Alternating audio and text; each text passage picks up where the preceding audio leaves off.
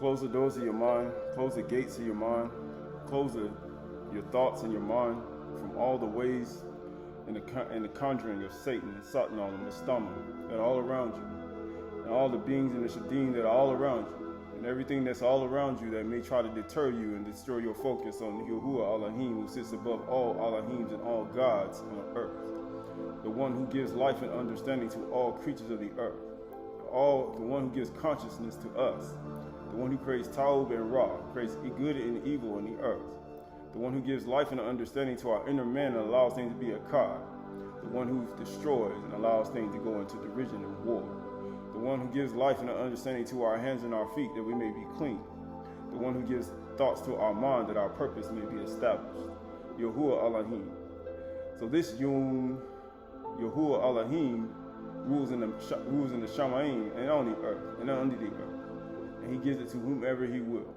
He said all power is given unto Yahushua Mashiach and all authority, the Shamayim in the earth, that he may establish a kingdom of a Malkuth of righteousness, Sadiq and Sadak in the earth, that he may hand it over to his father, and his father may be proud of his work that he has done.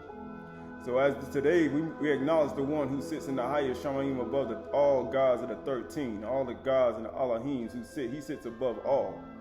On his throne, his sapphire throne, his sapphire throne, with his son sitting at his Kisei, with sapphire sitting at his son, his Ben sitting at his right hand, to help govern the Raby'ay Chdsh, to govern the 7 periods and the 7 muaz and the 7 feasts and the 7 birthing cycles of even ourselves, even our 7 jubilees within our inner man and our inner being, that we may translate and transform ourselves every single year into the being that we need to be in the twinkling of an eye. So as we move forward in kindness. We move forward in kindness, ahab, joy, peace, patience, faithfulness, gentleness, self-control. Right? All these are a part of our inner man and our inner being. Even these 9 things that man wants to birth inside of themselves. We look at these 9 things, these 9 attributes, but most of all, we look at ahab, love, which keeps everything together. Without love, your hands and your feet and your knees and your femurs and your bones and your axons and your dendrites and your heart and your liver and your kidneys and your mind and your left and right brain, your hairs and your hand will not be one. You'll have many erratic things going on inside of your body, and nothing was one. Right? So we look at this, go to the book of Job, the book of Aydah, Job, the book of Job, Aydah, book of Job, Aydah, which means persecution. Job chapter 12 and verse 1. Then Ayub answered and said, no doubt you are the people, and Hakmah will die with you. He said, no doubt. But I have understanding as well as you. So we already know, dust thou art and dust thou shalt return. We all go into dust, both male and female. If you have 2 and 1 plus 1 equals, 1 plus 1 equals 3. Right, you're going to go back, you're going to create a child. We're all going to Mufmu eventually. But at the same time, he said, I ain't in fear. He says, then Ayub answered and said, no doubt you are the people, and Hakmah will die with you, just like we all are. But I have understanding, Binah, as well as you. And I am not inferior to you. That's what people want you to feel. These are our emotions and our ego and our inner man, that we are inferior to you because of our intellect and our knowledge, and we know way more things than you, or we feel like we are on top. Or just like Second Enoch say, some because of piercing of eyes, some because of a soundness of speech, some because of lands. But he said, ain't no one greater than those who fear Yahuwah. There's no one greater. So why you think yourself is so inferior to people who got quintillion, septillion money, or centillion money, or infinite riches and lands, or they got all these things and they're productive and they got many things that you see and that can promote you to jealousy and because of their conceitedness, and they provoke you. Why waste your time looking at the things that they own? Why waste your time doing that and looking at the things that they project at you to make it seem like you're inferior, like they're inferior, but you're not. You're creating Yahuwah's image and likeness. It says, verse 8, who does not know such things as these? He says, what he says, I am a laughing stock to my friends. I who called to Elohim, and he answered me. a just and blameless man and a laughing stock. So you look at a just and blameless woman, it could be, right? You could be in a situation where you're actually innocent, but then you actually still becoming a laughing stock. Why? Because every man likes to jest. Man likes to do evil things. Man likes to laugh, even though you're in your suffering. They love to do that. Why? Because it's a part of this nature. They make you feel inferior, then they start laughing and mocking, and then they try to make it seem like it's something wrong. But at the same time, this is a part of it. This is a part of your transformation. It's a part of your childbirth, you being born again. It's a part of your rebirth. And that rebirth starts in these type situations. That's where your rebirth starts. Right? But it says right here, verse 5, in the thought of one who is at ease, there is contempt for misfortune. It is ready for those whose feet slip. Right? Because that's what they do. He said his feet slip, right? Because that's all a part of it. This is the book of Psalms. This is the book of Psalms. This is the book of Psalms, chapter 18 and verse 1. Verse 18 and 30. Actually go to 18 and 1. Tehillim 18 and 1. It says, I love Yahuwah. I love you, O Yahuwah. You know, he's talking about lately. You know, I say lately. Nobody's saying that. He said, I love you, Yahuwah, my strength. How many times you said that today? He said, how many times you said that today? I love you, my. You know what it took for Shamshun to realize that his strength is in Yahuwah until he lost everything. He lost his 7 locks. He got betrayed by about 2 women. Right, slept with a whore, and then he finally realized, Yahuwah, give me strength just this one more time. I love you, Yahuwah, my strength. Yahuwah is my rock and my fortress and my deliverer. My Elohim, my rock, in whom I take refuge. Right, that's where he said, I like him to the. Why would he say that? Because that's the whole point. He said, he's my rock. He's my rock. And guess what? He said, I take refuge in him. Because you know why? Right, this is the book of Matthew. This is the book of Matthew Yahoo. Sorry. Right, this is the book of Matthew Yahoo, chapter 10. Actually, yeah, go here. Yeah, go to Matthew Yahoo, chapter 10 and verse 5. Matthew Yahoo, chapter 10 and verse 5. These 12 Yahusha sent out, instructed them, go nowhere among the Goyim, and enter not in the towns of the Samaritans, but go rather to the lost sheep of the house of Yasharal. He said the lost sheep of the house of Yasharal. Right, but look at it. Where is he at? He in Jerusalem.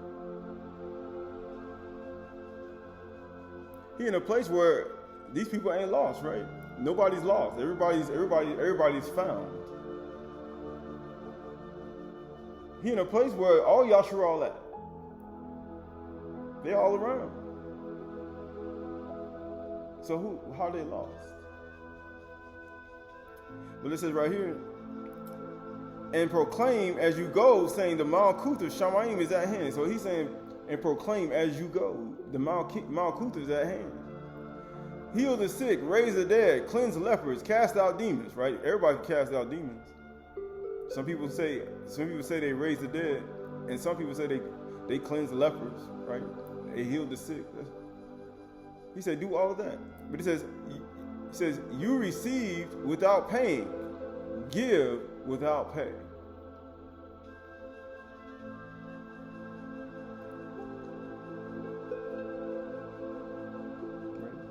He said, you received it without paying. How you get power to do all that? And you get it, and you say you got it without pay. So if you do it, he said receive it without pay. So he's saying you receive without paying for it. Give without pay. But guess what it says? So he said this is what you give. But guess what it says? Acquire no gold or silver or copper for your belts. Why? Because these are all things that y'all supposed to stay in the ground anyway, from the beginning. But it says, no bag for your journey. Why? Because you need to, how you say, learn how to trust Yahuwah. Or 2 tunics. Why? You need to learn how to let other people clothe you. Because you need to learn how to do that. You need to learn how to trust Yahuwah. You need to learn how to actually operate. or sandals, or a staff. Right? He said, don't even do it. He said, don't even carry extra with you. And get what it says. For the laborer deserves his food. The laborer deserves his money. He deserves your food. Get what it says. And whatsoever town or village you enter, find out who is worthy in it, and stay there until you depart. Oh, you see that all throughout Torah too. You see Yahweh when he went to the woman's house and they had the flour, or you see the rich woman, she left a place at him at the top of her house. Or you see that all the time. You see that even with Zipporah and Mashah in the book of Yasha. Right, but they threw him in prison. But that's all a part of it. And you enter the house, greet it. And if the house is worthy, let your shalom come upon it. That's how people should come in your house.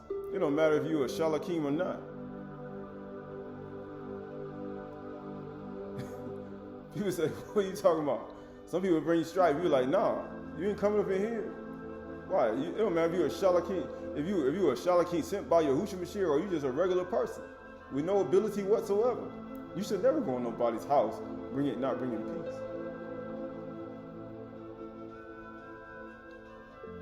Right? Let your peace come upon it.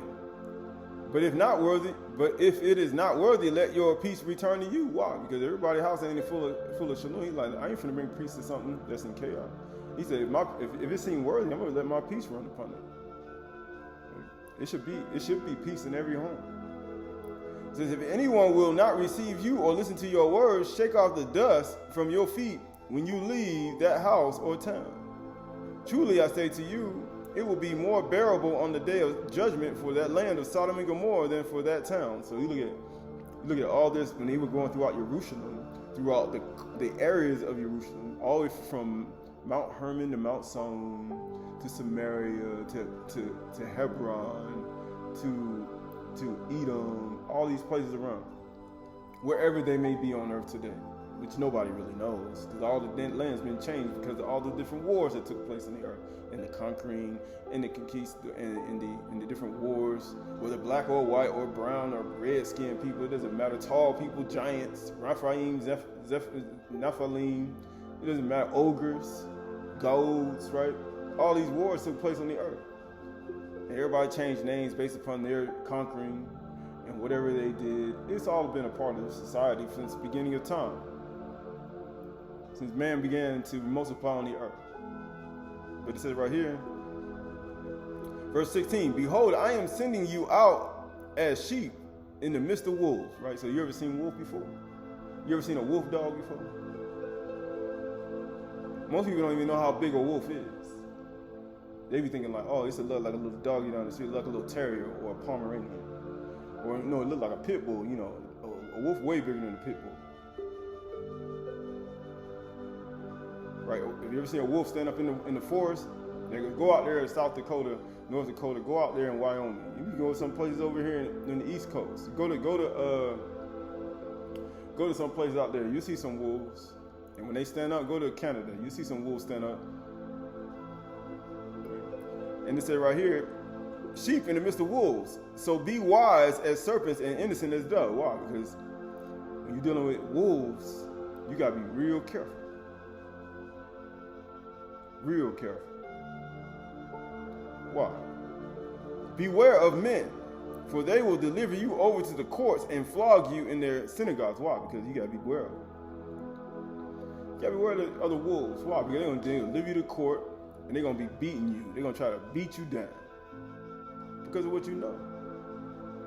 But it said right here, and you will be dragged before governors and kings for my sake, to bear witness before them and the going. Why? That's the only way you're going to bear witness. How you going to bear witness? I want to be a witness. You know how people say? I want to be a witness. They say a true witness.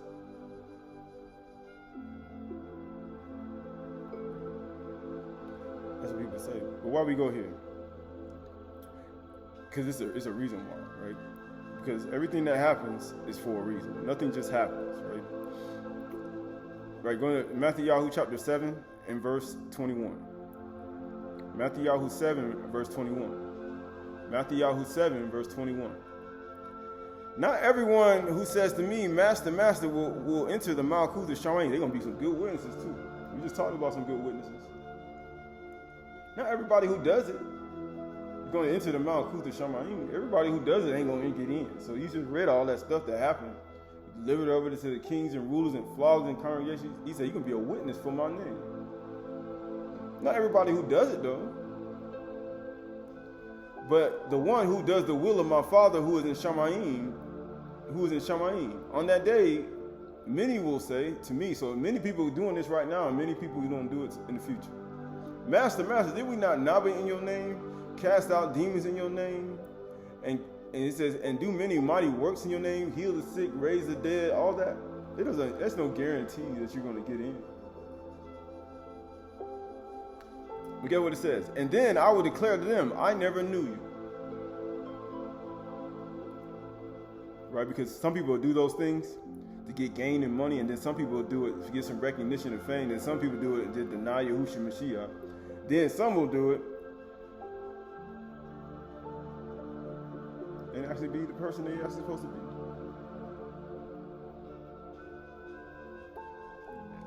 But everybody not doing it for the right reasons. You still have the power to do it though. That's the thing that people don't understand. You still have the power to do it. It says, and then I will declare to them, I never knew you. Depart from me, you workers of lawlessness. He said, why would we say that? Because there's some things you ain't doing. Why? But it says, everyone then who hears these words of mine and does them is like a wise man who builds his house on a rock. He what? He builds his house on a rock. Why? Because Yahuwah is his strength. We just read in Psalms chapter 18. He said, a wise man or woman, they build on a rock. And then the rain fell, and the floods came, and the winds blew and beat on that house, but it did not fall because it was found on a rock. Did it not? Did not the rains fall and all these things happen? Did not the floods come and the winds blew? People say, I forget. You forget everything Yahuwah actually allow you to understand. He said, you already done been through that. He said, we already done been through that. And he would say, what is that for? It's for your confirmation. That's all it's for. But he said, do you believe or do you not believe? He said, I don't believe. He said, man, everything that came. He said, everything came at you. Why? Because do you believe or do you not believe? And it said, and the rains fell and the floods came and the winds blew and beat on that house. But it did not fall because it was found on the rock. And everyone who hears these words of mine and does them and does not do them is like a foolish man or woman who builds his house on the sand. And the rain fell and the floods came and the winds blew and beat against that house, and it fell, and great was the fall. And then we just talked about last week. He said, if a man blow out wind and lies, he said, that inspiration be drunkenness and wine. He said there'll be a fall for these people. Hey, the winds blew. He said inspiration is wine and strong drink. The wind's blowing, but guess what happened? He said it ain't fall because it's found on a rock. Why? Going back to Psalms 18. Tahalim, Psalms 18 and 1. Psalms 18 and 1. Psalm Tahalim 18 and 1. I love you, O Yahuwah, my strength, and my deliverer, my Elohim, my rock in whom I take refuge. He said, I built my house on top of it. My shield and the horn of salvation, and my stronghold. He said, I built my house on top of it. He said, I built my body. He said, what house will you build for me? I call upon Yahuwah, who is worthy to be praised, and I am saved from my enemies. That's why you gotta be able to build your house upon the rock. Because if somebody come and breathing out, he said wind and lies, and come in your house proclaiming to be the Shalakim, or somebody who's supposed to speak peace in your house, and he bring a false tongue, just like the Testament of Shalomah says. He said, you'll bring your house to fighting. What he just did? He practiced lawlessness.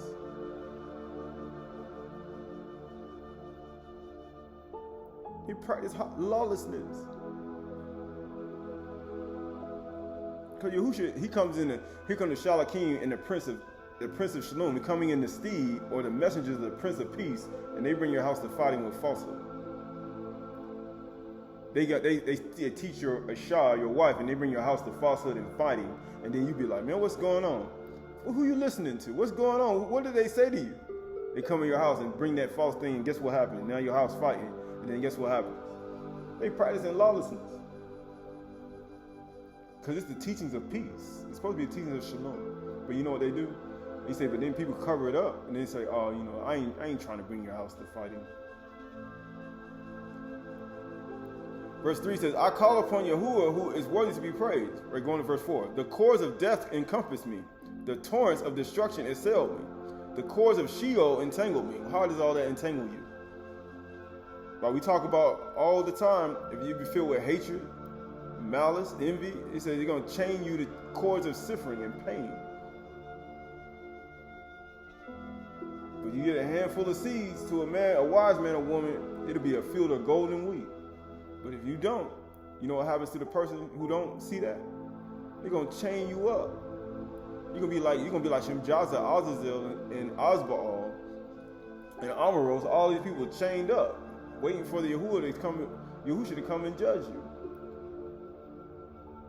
It says, the cords of death encompassed me, the torrents of destruction assailed me, the cords of Sheol entangled me. That's what they want to do. He said, a man metal of cord is not his own. He's like a man taking a dog by its ears. A man or woman. You know what happens? You take a dog by its ears, and then you're in the middle of a robbery, and it's not even yours.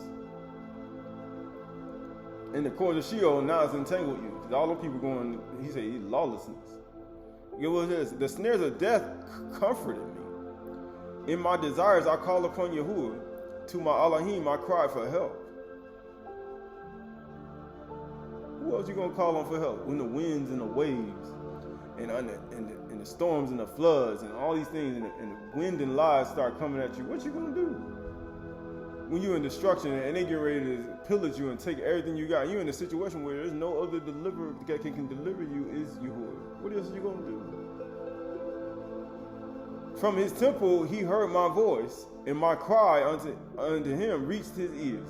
Who else you gonna call him? If you built your house upon Yahuwah in the rock, why would you call anybody else? Guess what happens after that? After he hears your voice, because you know Yahuwah don't play with his children. Then the earth reeled and rocked, and the foundations also of the mountains trembled and quaked, because he was angry. Did they not? Did not the earth tremble too? A flood, rain, wind, and then an earthquake. Did it not? And didn't the earth tremble because he was angry?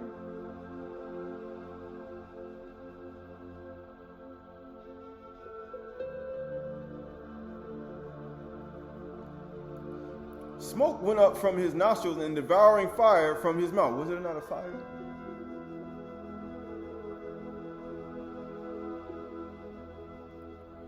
Glowing coals flaming forth from him. He bowed the Shemaims and came down, and thick darkness was under his feet. He rode upon the cherub and flew, and he came swiftly on the wings of the wind. He wasn't blowing out wind and lies either. And he wanted the inspiration of strong drink and wine. Guess what? And he made darkness his covering, his canopy around him. I think the sun went down from the 6th to the 9th hour when he was on totality. And he was riding on the wings of the wind. Abraku kanaf halak ruach. What do you think he's going to do when he come back? Who going to call upon him? The people who build upon a rock. I'm going to call upon him. Who else you going to call him? And he made darkness his covering in the canopy, and thick darkness under his water. Out of the brightness before him, hailstones and coals of fire broke through his clouds. Yahuwah also thundered in the Shemaim, and the Most High uttered his voice, hailstones and coals of fire. And he sent out his arrows, scattered them. He flashed forth lightning, Barak, Maruk, and routed them.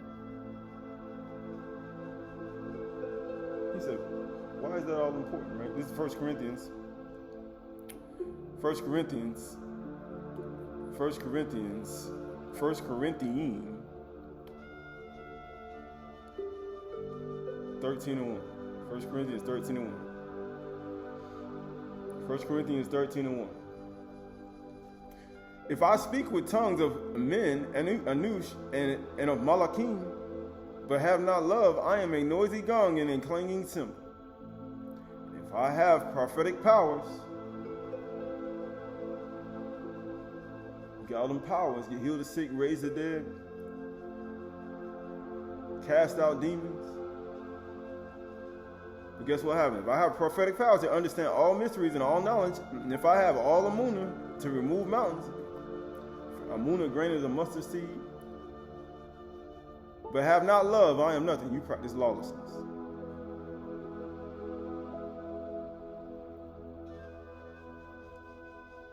You practice lawlessness. Male and female. Male and female. You practice lawlessness.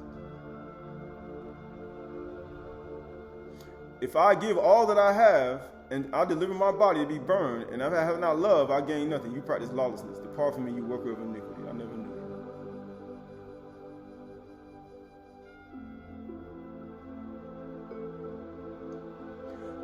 Love is patient and kind, because it's you who is kindness. Love does not envy or boast. It is not arrogant or rude. It does not insist on its own way. It is not irritable or resentful. It does not rejoice at wrongdoing. It don't rejoice at fornication and adultery, stealing somebody else's wife. It doesn't rejoice in gossip and slander of other people and things that may not be true. It doesn't rejoice in them. It doesn't rejoice in the things that, in these type of things, in these behaviors. And men just losing everything. It doesn't rejoice in that. You know what it said? It does not rejoice in wrongdoing, but rejoices with truth. The righteousness, the everlasting righteousness, and the Torah is the truth. Guess what? Ahab bears all things, believes all things, hopes all things, endures all things. Because when you found on the rock, storm, wind, floods, wind and lies, all these things come, it doesn't matter. You know what happens? Love never ends. As for prophecies, they will pass away. They're going to pass away. All them prophetic powers, they're going to pass away. As for tongues, they will cease. He said, all the languages you know, Lashon, you can speak all the languages, all the 3,000 languages, 60 languages, 70 languages, like they say in some writings. But guess what? As for knowledge, it will pass away. For we know in part, and we naba in part. But when the perfect comes, the partial will pass away. When I was a child, I spoke like a child. I thought like a child. I reasoned like a child. When I became a man, when I became mature, I gave up childish ways. When you become a mature man or woman, you can give up them childish ways. And guess what happens after that? For now we see in a mirror dimly, but then face to face. Now I know in part, then I shall know fully, even as I have been fully known. So now Amunah, Tikva, and Ahab I abide. These three. But the greatest of these is love. The greatest of them. That's the greatest of them, right? Because this is the whole point of this, right? This is the book of Bereshit chapter 2. Bereshit chapter 2, Bereshit 2 and 5. Bereshit 2 and 5.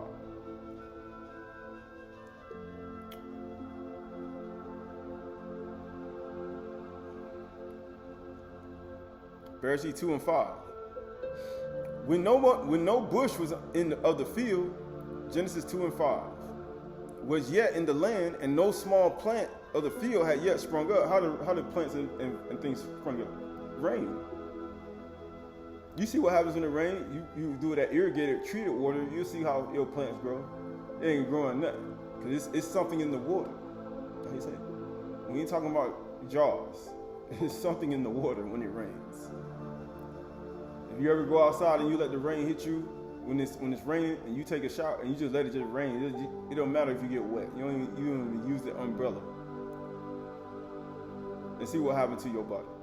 But it said right here, when no bushes in the field was yet in the land, and no small plant of the field had yet sprung up, for Yahuwah had not caused it to rain on the land. He said, rain and snow come down from Shamayim, so the bar be that goes them out. So how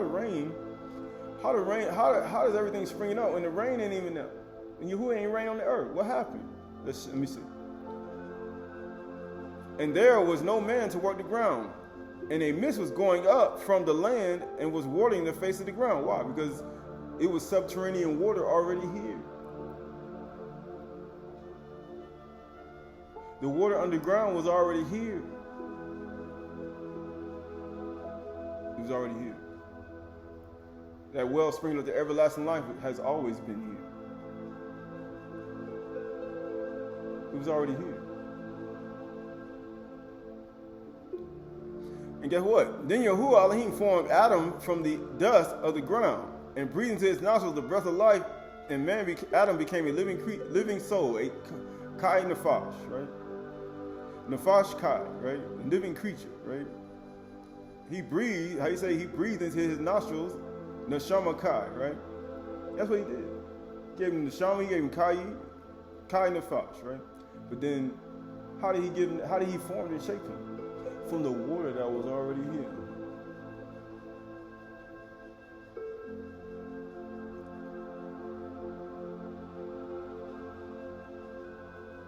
From the water that was already here. The subterranean water, the water that springs up every life, it was already here. That's how he formed and shaped them. He formed them from the water that was already on earth. And guess what? And Yahuwah Elohim planted in the Garden of Eden in the east, and there he put the man, Adam, that he had formed out of the ground. Right? He says, out of the ground, Yahuwah Elohim made to spring up every tree that is pleasant to the sight and good for food. The tree of life was in the midst of the garden, right? So all that's important. Going to Bereshit chapter 1, verse 3. Bereshit chapter 1, actually going to verse 7. Genesis chapter 1 and verse 7. Actually go to verse 9. And it says, and Elohim said, let the waters under Shamayim be gathered together in one place, and let the dry land appear. Right, we talked about that. But it says, and it was so. It's many other things you have to say with that too. But, and Elohim called the dry land Aydahchay, and the water, Namim, he got together, he called Yam. And Elohim saw that it was good. And Elohim said, let the earth sprout vegetation, plants yielding seed, and fruit trees bearing pari, in which is there zerah, each according to its kind, on the earth. So he said palm tree, he's saying trees and leaves and seeds and zerah, because all these are all creating trees after its kind, right? This is the book of Yasher. This is the book of Yasher. The book of Yasher. The book of Yasher, chapter 8. The book of Yasher, chapter 8, and verse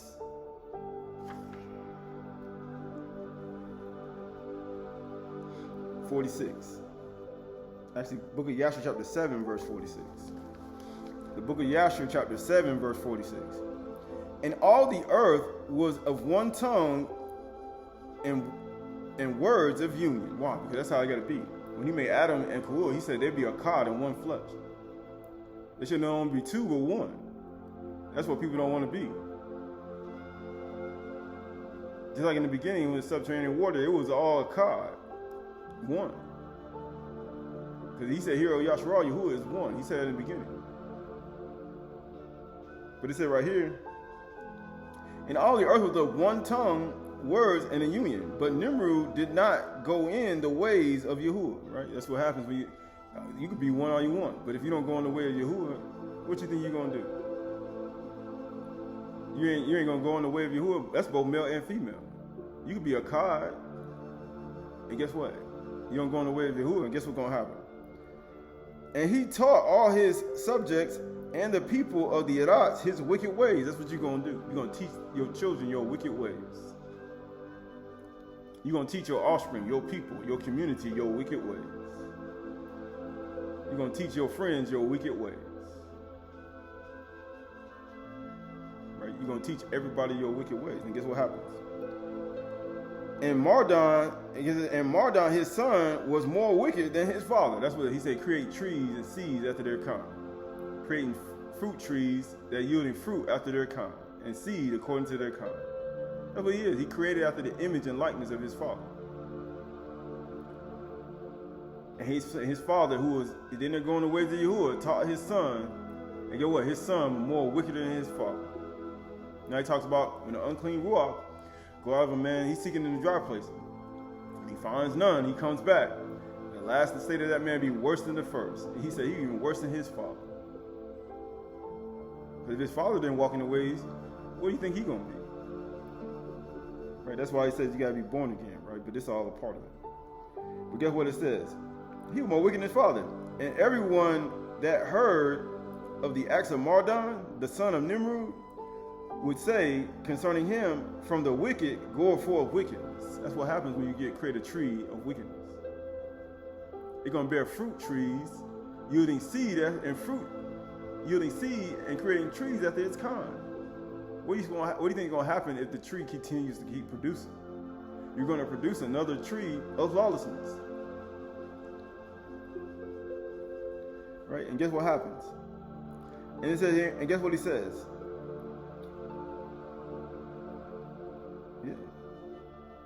Yeah. And it says, and all the nations and tongues heard of the going over to going to verse 45. And everyone that heard the acts of Mardon, the son of Nimrod, would say concerning him, from the wicked comes wickedness. Therefore it became a proverb in the whole earth, saying, the wicked goeth forth wickedness. That's how evil he was. And it was current in the words of men from that time to this. He said, man, it kept going. This is how evil he was. They remembered his evil. That's how evil he was. And amazingly, when did this evil happen? Go up to verse 46. And all the earth was of one tongue and one language, and Nimrod did not go in the ways of Yahuwah. And he was more wicked than all the men that was before him, from the days of the flood until those days. That's why he talks about, I liken to a man who built his house on a rock in the ways of Yahuwah. He said, Yahuwah, I love you, Yahuwah, you are my rock. He said, when the flood came, isn't that what the flood right here? When the winds blew, isn't that what happens when you get rain? When the rain fell, he said that house did not fall. Why? Because it was built on a rock. And amazingly, even Nimrod's ark rested on a rock. They gave keep on. Actually, Noah's ark. Sorry, Nimrod was in the sand. But anyway, but it said right here, verse 47. And he made gods. Again, it says, and all the earth was of one tongue. Right, going over to And he made, verse 47, and he made gods of wood and stone, and he bowed down to them. Right, so he didn't follow the ways of Yahuwah. And he rebelled against Yahuwah and taught all his subjects and the people of the earth his wicked ways. Why? Because that's all he did, worship idols. He worshiped other gods. That's how you know you found it on the sand. You built it on the sand. And guess what happened? And Mardon, his son, was more wicked than his father. And everyone that heard of the acts of Mardon, the son of Nimrod, would say concerning him, from the wicked goes wickedness. Therefore it became a proverb in the whole earth, saying, from the wicked goes forth wickedness. And it was current in the words of men from that time to this. And Turah, the son of Nahor, prince of Nimrod's host, was in those days was very great in the sight of the king and his subjects. And the king and the princes loved him, and they elevated him very high. Right? That's what they said. They loved him. But they didn't love Yahushua when they did it. When Yahushua was crucified in Yeshayahu 52, he said, my servant shall be deal wisely. He shall be exalted and very high, not like Turah. He said, the son of Adam will be lifted up. I'm going to draw all people to myself. Draw all people to me. He said, for this purpose I came into the world. You think he was trying to draw attention to Turah, how great he was? No. It was all just showing you him. But they said right here. And Turah took a wife, and her name was Amethila, the daughter of Comebo. And his wife was, and the wife of Turah conceived and bare him a son in those days. Turah was 70 years old when he begat him, and Turah called the name of his son born to him Abram, because the king had raised him in those days. And dignified him above all the princes that were with him. Right? But that's the whole point. But he's only using it there because I'm about children created after your kind. You got idol worshippers, right? So as the Father, so the Son, right? As the Father, so is the Son, right? Because that's the whole point, right? That's the whole point, right? Going to the book of Ezekiel, Yakaziah, Ezekiel.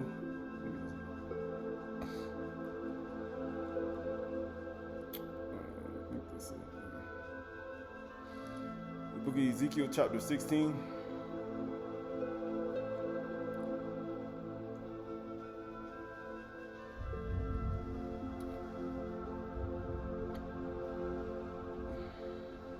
Book of Ezekiel, chapter 16. Book of Ezekiel. Let's see.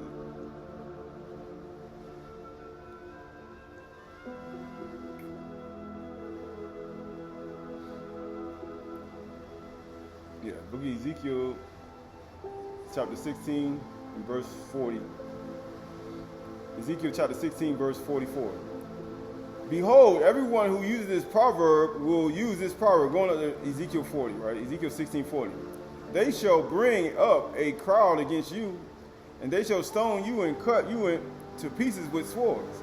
And they shall burn your houses and execute judgment upon you in the sight of many women. And I will make you stop playing the whore. Right? That's the only way.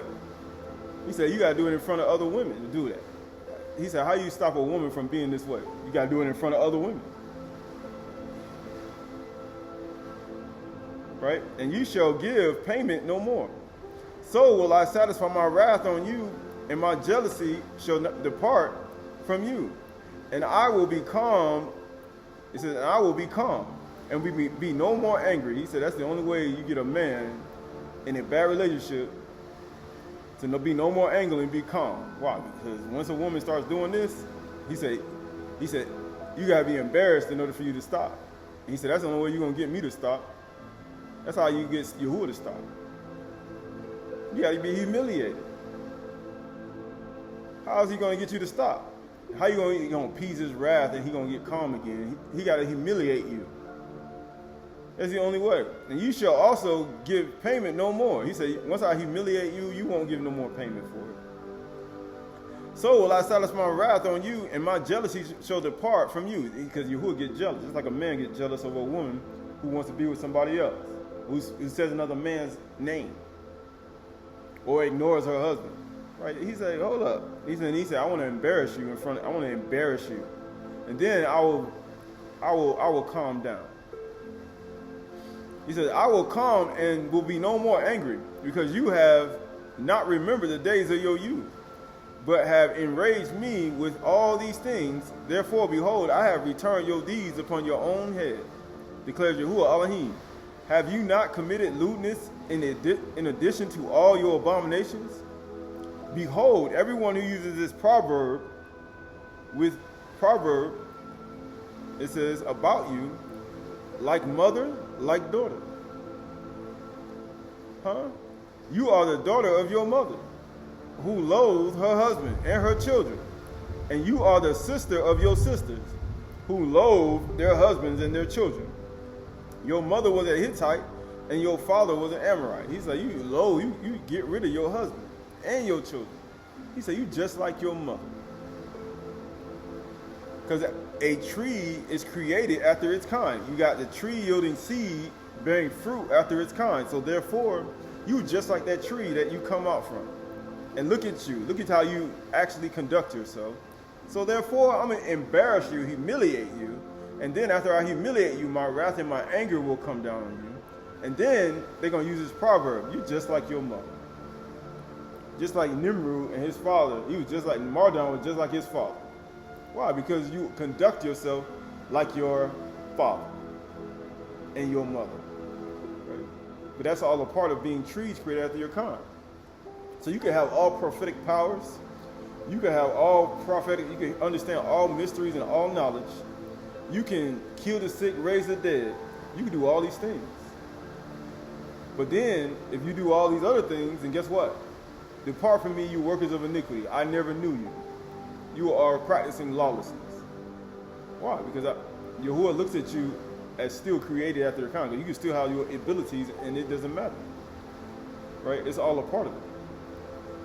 Right? This is the book of Psalms chapter 20 and verse 1. Tahalim chapter 20, Psalm chapter 20, verse 1. It says, may Yahuwah answer you in the day of trouble. May the name of Yahuwah of your code protect you. Why? That's why you got to build your house on the rock. That's what the name does. May he send you help from the sanctuary and give you support from Saum.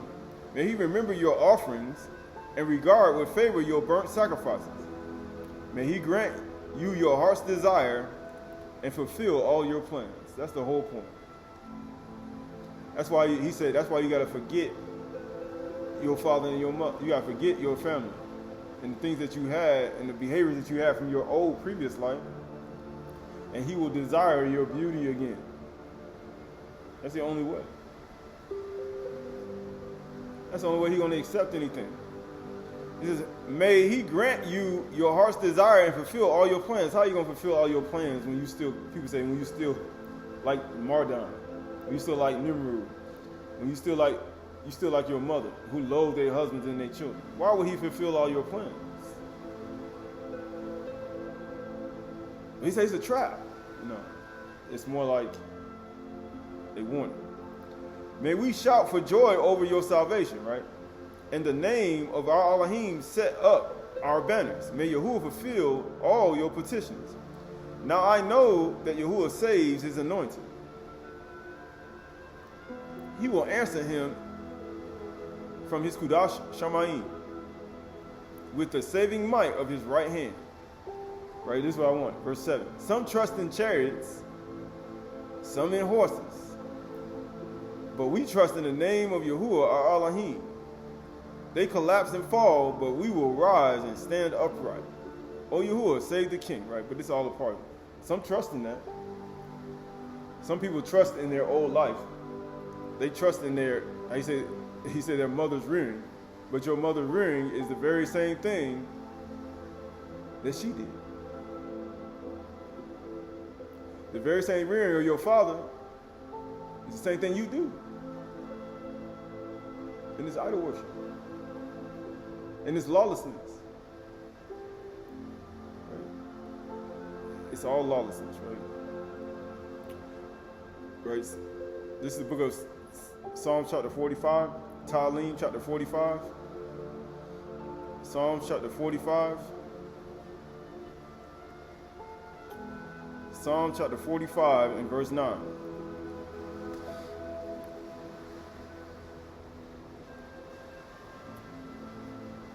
(45 and 10). Hear, O daughter, and consider and incline your ear. Forget your people and your father's house, and the king will desire your beauty. Since he is your master, bow to him. Right? He said, since he is. He said, since he is your master. He said, why would I bow? He said, bow to him. Why? Because it's important. Right? This is Tahalim, Psalms chapter 119.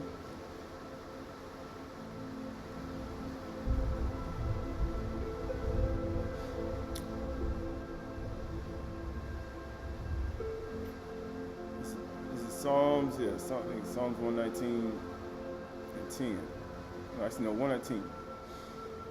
Tahalim, actually, Psalms Tahalim 95. Psalms 95, Tahalim 95 and 1. Psalms Tahalim 95 and 1. Oh, come, let us sing to Yahuwah. Let us make a joyful noise to the rock of our salvation. Because Yahuwah is our rock. Who else you going to call on? I liken to a wise man or woman who built a house on a rock. Let us come into his presence with thanksgiving, Yada, and let us make a joyful noise to him with songs of praise. For Yahuwah is a great Elohim and a great king above all gods. Why would you bow like Nimrud and create gods and create children after your kind, worshiping God, other Elohims, and you make him more wickeder than yourself? Why would you do that? He's the king of all gods. You got to forget your nativity and the things in your past, and you have to literally forget it. You gotta forget your rearing. You gotta forget it all. And he said, and the king will desire your beauty. He'll desire your father, right? For Yahuwah is a great Elohim and a great king above all gods, if you believe that. And his hand are the depths of, the earth. You mean just like that subterranean water where he made Adam from? Then he said he barak the work of his hands. One day he was like the potter and he the clay. He made him from the very water that was underground. And the heights of the mountains are his also. All the tops of the mountains are his also. So why would you how you go to the top of a mountain, you be like, that's his. He owns it. Guess what it says? The sea is his. We just read it in Bereshit chapter 1. It's all his, for he made it. And his hands formed the dry land. He did it with his hands. His yod and his kaf. His yod and his kaf. His 10-11. His programming, his algorithm. He did that. Oh, come, let us worship and bow down. Let us kneel before Yahuwah, our maker. Wow, that's what Job said. We talked about it. He said, even though I'm in the right, I will not lift my head. Even though we're in the right. For he is our Elohim, and we are the people of his pasture, and the sheep of his hand. Today, if you hear his voice, do not harden your hearts as at Meribah, as on the day of Massah in the wilderness, when your father put me to the test and put me to the proof, though they had seen my work. Right? All that's a part of it. So why that's important. Right, this is the book of Lamentations, chapter 3, verse 1. Lamentations, Aydah, chapter 3, verse 1. Lamentations, chapter 3, verse 1. And it says, I am the man who has seen affliction under the rod of his wrath. He has driven and brought me into darkness without any light. Surely against me he turns his hand again and again the whole day long. He said he turned his hand. He's like, my father ain't playing with me. He ain't playing with me. You say, oh yeah, Yahuwah is not playing with me. He said he again and again, all day, the whole day. He has made my flesh and my skin waste away. But he said he made me fast.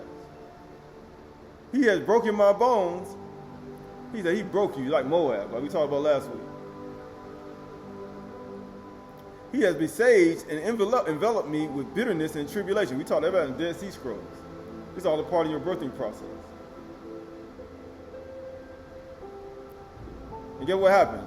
And he made me dwell in darkness like the dead long ago. He did. He has walled me about so that I cannot escape. He said, man, he got me so locked in. He said, you can't, ain't no way you're getting out of this one. You ain't escaping this one. You ain't gonna run away from this one. He has made my chains heavy. Man, he locked me in. Though I call and cry for help, he shuts out my prayer. He said, your prayers are blocked. But guess what happened? He has blocked my ways with blocks of stone. He's like, man, he got me blocked in. He has made my paths crooked. Who did? He is a bear lying in wait for me, a lion in hiding. He said, why? Because you're in the right, and you're not keeping your head bowed to the ground. Even though you're in the right, you shouldn't lift your head. He said, or I'll send a lion after you.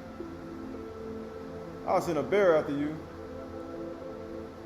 He turned aside my steps and tore me to pieces. He has made me desolate. Why? He says, because you forgot Yahuwah Elohim. This is Psalms chapter 50. He said, lest you forget Yahuwah, mark this, you who forget Yahuwah, lest I tear you to pieces. You sit against speaking against your brother, you slander your own mother's son. You know what happens? But this is the part I want. He made me desolate. he bent his bow and set me as a target for his arrow. He drove into my kidneys and arrows of his quiver. I have become a laughingstock to all people. You know what Ayub said? He said, me adjusting blame. I ain't inferior to y'all. I have understanding just like you, but I became a laughingstock to all people. The object of taunts all the day long. He said, that's all people do all day. They just taunt all day long. He's like, when they gonna stop? He has filled me with bitterness and sated me with wormwood. What do you think gonna happen when people start taunting you and doing all these things all day long? It's a part of the birthing process. He made my teeth grind on gravel, and he made me cover in ashes. He made me cower in ashes. He made me black to the ground. But guess what happened?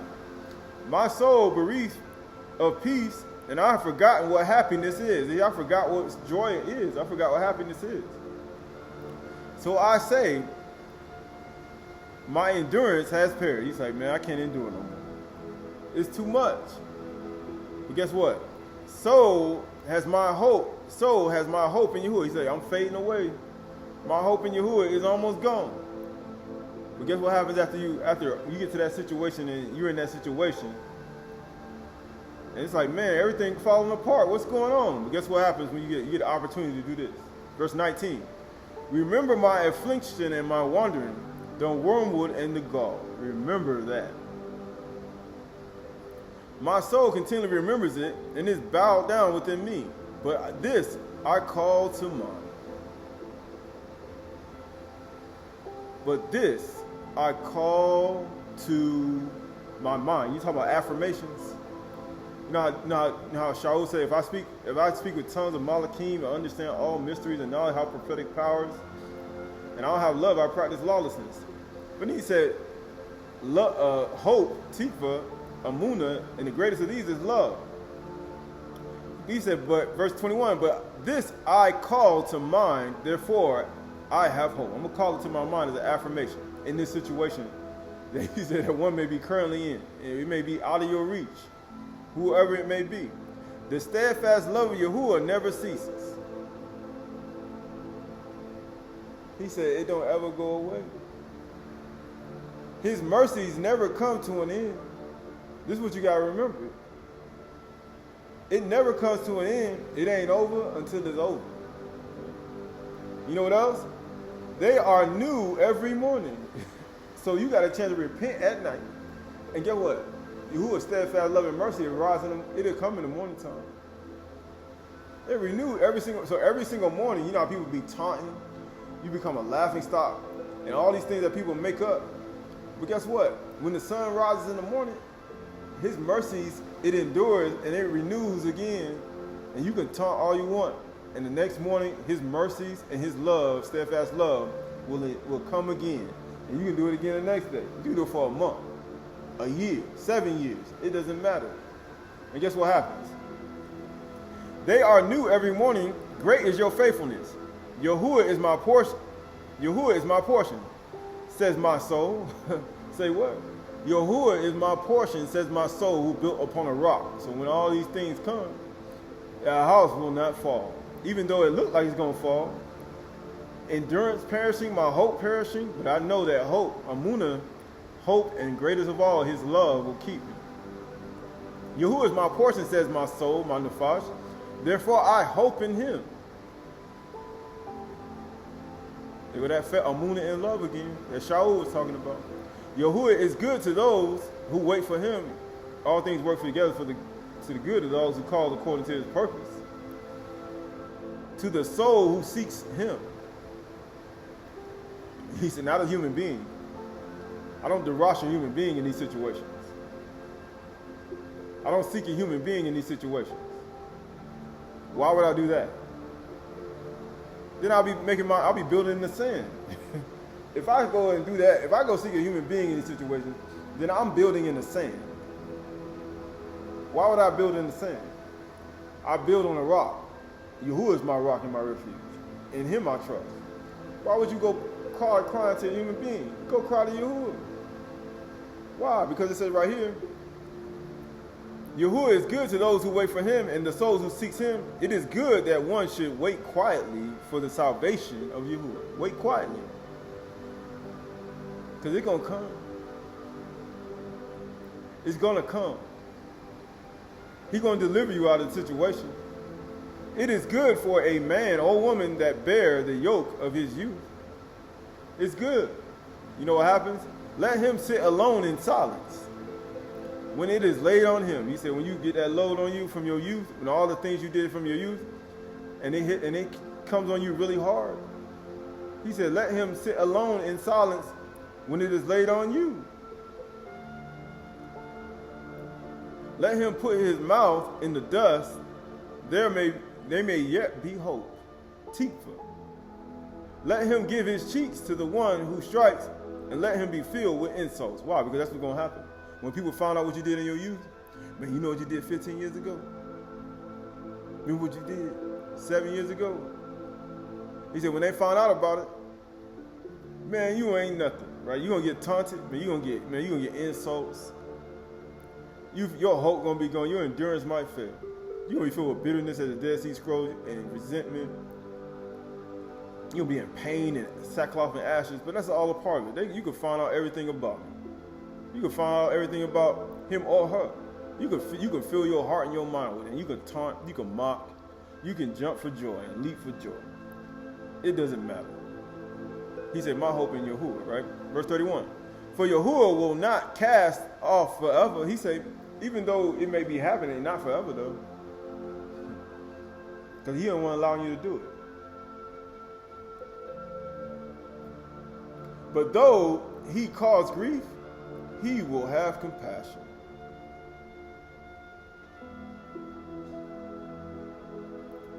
He said, why would you not want to be with Elohim like that? Even though he caused grief, he will have compassion. According to the abundance of his steadfast love. And that's what you got to be, man or woman in your life. Even though you cause grief to somebody, even though you did insults and taunts, and even though you did all these things and try to make somebody's hope and endurance almost fail, even though that you may have been in the right in your life, and what you did and what you said was absolutely right, but at the same time, though he caused grief, verse 32, he will have compassion. He said, you're going to need to have some compassion. And according to your abundant stuff, you need to have some love. Because therefore, if you don't have no love, you are practicing lawlessness.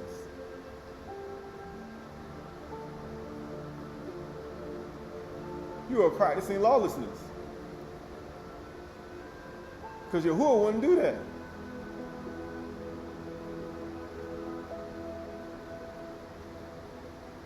For he does not afflict from his heart. Why would you do that? You know how people will afflict from the heart? When they don't ever get no compassion and no steadfast love in their heart. After they don't cause grief and taunts and many things. And you may have been in the right. But at the same time, Yahuwah doesn't do this forever.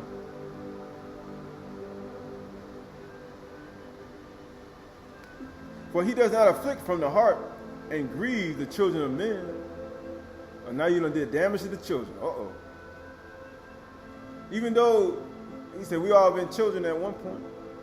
He said, now you done did damage to the child. The children of Adam. Now you're in trouble. Now you see why he said, depart from me, working in iniquity. I never knew you. Now you done did damage. Get what he says. For he does not afflict from his heart and grieve the children of Adam to crush underfoot as the prisoners of the earth. Uh-oh. When we talked about washing his feet, when Martha was at his feet, he said, why you trouble the woman? She's only partaking of things that can never be taken away from her. Her hope, her rock. What could never be taken away from her? And the other person was troubled about many things. He said, but she's chosen the thing that can never be taken away. Amunah, hope, and most of all, the steadfast love of Yahuwah. For he does not afflict from his heart and grieve the children of Adam. Why do you think Yusuf, when he made Asenath cry, he had a soft heart and he stopped himself? Because she cried after he rebuked her. Why do you think he did that? It says to crush underfoot all the prisoners of the earth, to deny a man justice in the presence of the Most High. You ain't gonna give the person, you don't even give the person proper justice, judgment. To subvert a man in his lawsuit, Yahuwah does not approve. You practice lawlessness. Depart from me, you worker of iniquity. I never knew you.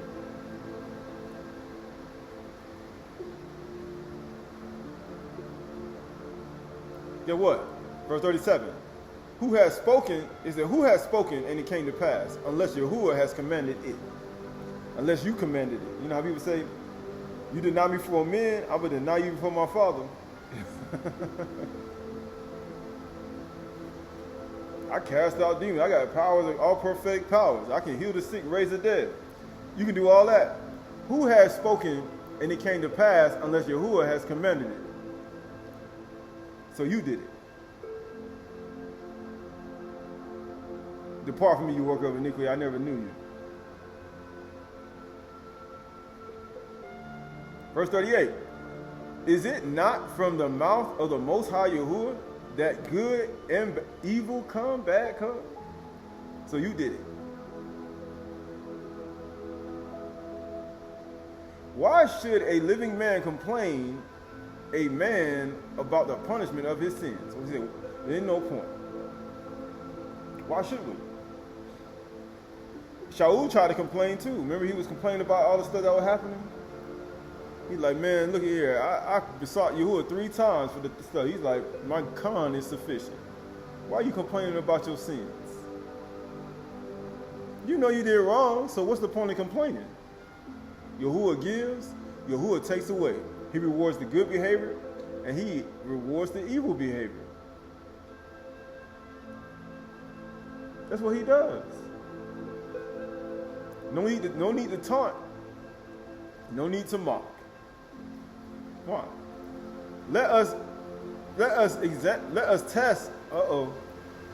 test and examine our ways and return to Yahuwah. And we just talked about leprosy last week.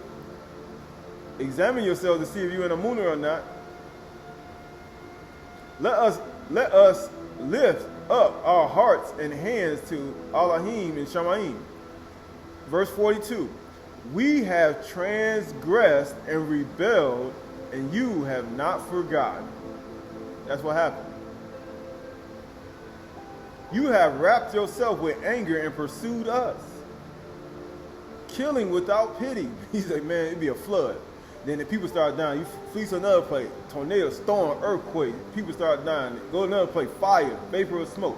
Then another place. All these things happen because what? He's pursuing you. He's pursuing you. He's pursuing what the things that one has done. I'm pursuing your behind. That's what happened. We have transgressed and rebelled, and you have not forgotten. You have wrapped yourself with anger and pursued us, killing without pity. You have wrapped yourself with a cloud so that no prayer can pass through. You have made us scum and garbage among the peoples. But guess what? All our enemies open their mouths against us. That's all they do. Panic and pitfall have come upon us, devastation and destruction. My eyes flow with rivers of tears because of the destruction of the daughter of my people.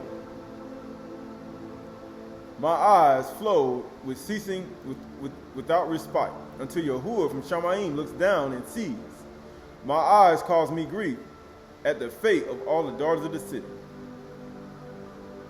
Right, all that's important, right? Going to the book of, we almost finished with this. Going to the book of, yeah.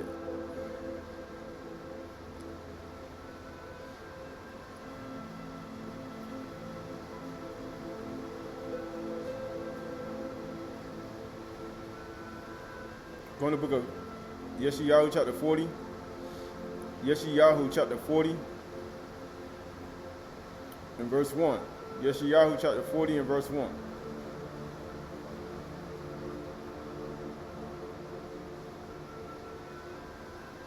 Yeshayahu 40 and verse 1. Comfort my people, says your Elohim. Speak tenderly to Jerusalem. Why do you think he tells you, even though you will cause taunt and bitterness and resentment and all these things and punishment, he still has compassion and love. Comfort my people, says Yahuwah Elohim.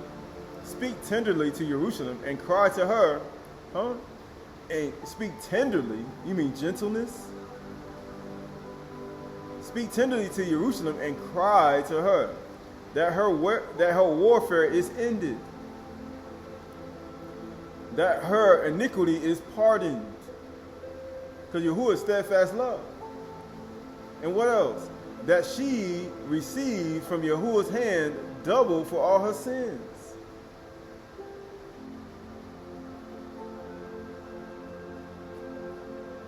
That's what we got. But guess what? He said that your iniquity is pardoned.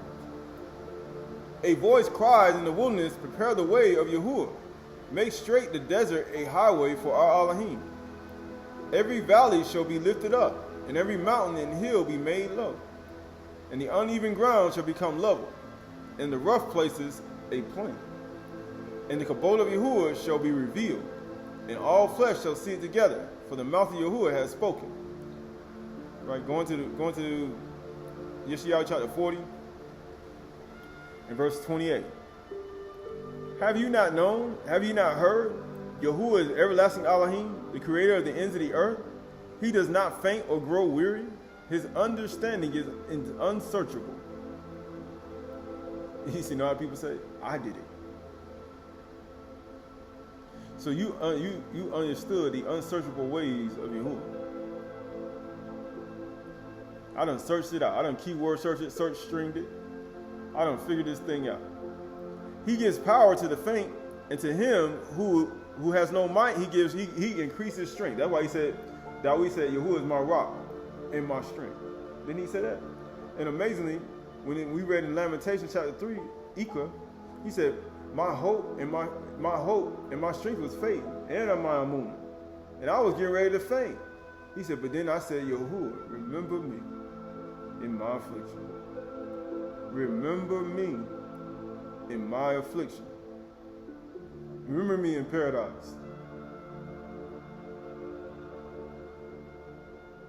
Remember me. And guess what? Have you not heard? Have you not heard? Have you not known and have you not heard? Yahuwah is everlasting, the creator of the ends of the earth. He does not faint or grow weary, or his understanding is unsearchable. He gives power to the faint, to you losing hope and amunah. And to him who has no might, he increases strength. He said, man, my strength is gone. So many taunts and mocking. I'm a laughing stock. Bitterness and anguish and resentment is in my heart. I am a taunt to all my enemies. They do it all the day long, over and over again. Everybody knows about it. He said, everybody in the book of Lamentations, but he said, I remember. I remember what you did. I remember the bitter. He said, remember the bitterness in God. Remember, that's what he also said. Remember it. But guess what happens? Verse 30, even youth shall faint and be weary. He said, you go through something like that. You see today, you go to see on news, people get taunted and people become a laughing stock, and some of them commit suicide. They get made fun of and stuff like that. Some of these people just commit suicide. You see that today. But Yahuwah say, if Yahuwah is your rock though, and he your strength, and you call upon him, Yahuwah has compassion. Matter of fact, not only has compassion, he has steadfast love. Because the greatest of these is love. That's what happens. And when you cause grief and taunts and laughing stock to other people, you need to show compassion and mercy, or you be practicing lawlessness, even with all these powers.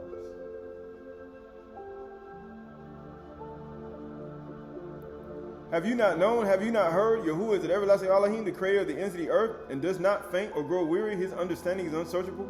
He gives power to the faint, and to him who has no might, He increased his strength. He increased my strength. Even youth shall faint and be weary, and the young men shall fall exhausted. He's like, man, you're going to fall. But they who wait for Yahuwah shall renew their strength. He said, that's what Ika said. He said, let me tell you, he said, I'm going to wait for Yahuwah. In the midst of that, I'm going to remember Yahuwah. Remember me in my affliction. He said, they that wait on Yahuwah shall renew their strength. You're going to get your strength back because you built upon a rock. And all the things from your youth that have risen up inside of you, that were taught to you, that you inherited, guess what? Even though you're in your affliction and people find it, and guess what? It manifests. You got to deal with it and become a taunt and a mocking. All you got to do is remember Yahuwah and his steadfast love. He said it ain't going to be there like that always. I assure you of that. Because eventually I'll tear them into pieces.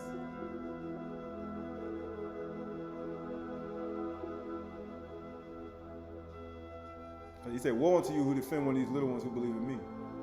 It'd be better than a millstone be tied around your neck, and you be thrown in the depths of the sea, than for you to cause one of these little ones to believe in me to sin. You gonna cause them to faint and almost die? No, he's like, no, I don't do stuff like that. Stop. Right? And it says, but they who wait for Yahuwah shall renew their strength. They shall mount up with wings like eagles. That's a part of your birthing process. It's a part of your transformation. That's a part of your transformation. How you gonna fly? Abraku kanaf halak ruach. He said they ain't gonna be mocking no more when they see you riding on the wings of the wind.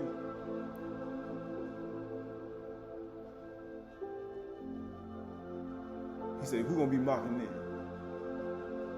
You gonna be looking at them. Like Yahushua Mashiach on totality. When he was on the cross, he was looking at them. He said, and guess what he also said in Lumeria? He said, remember the bitterness and the gall. That's what they gave him that when he gave him sour wine at the end. He said, remember me in paradise. Even the thief on the cross, he said, remember my affliction. But he was a good thief. He said, remember the bitterness and gall, though. And he said, why you say you crucify Yahushua and bring him to an open shame again? He said, when you do it to your least of them, my brothers, you do it to me. You do it to least of them, my brothers and sisters, you do it to me. You bring him to an open shame by doing it. People have no idea. They mount with wings like eagles. They shall run and not be weary. They shall walk and not faint. He said, not no more. After I get you out, after you get your strength back. See, you was in your own strength, trusting your own strength. But then now the taunts and things got to you, the bitterness and things, and now you're to the point where you actually need me. And guess what? I'm full of compassion. I ain't like them human beings. I'm full of love, steadfast love. I will show you compassion, and I will get you back up, and I'll give you your strength back.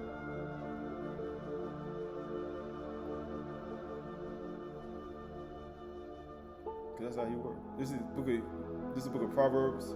Actually, Psalm chapter 27. Psalms 27 and 1. Psalms 27 and 1.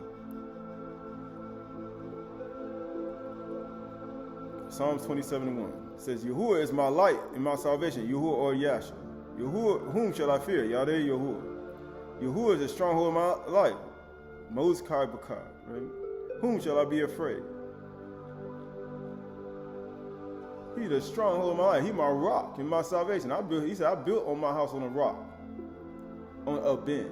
The Father and the Son. That's what it means. That's what a rock means. It means a ben. Aleph, Bayis, Nun. The strength of the house and the life of the house. He said, I built upon a rock. When evildoers assail me, and he said, all my enemies surround me in the book of Lamentations, and eat up my flesh, their taunts, and I'm become a laughing stock.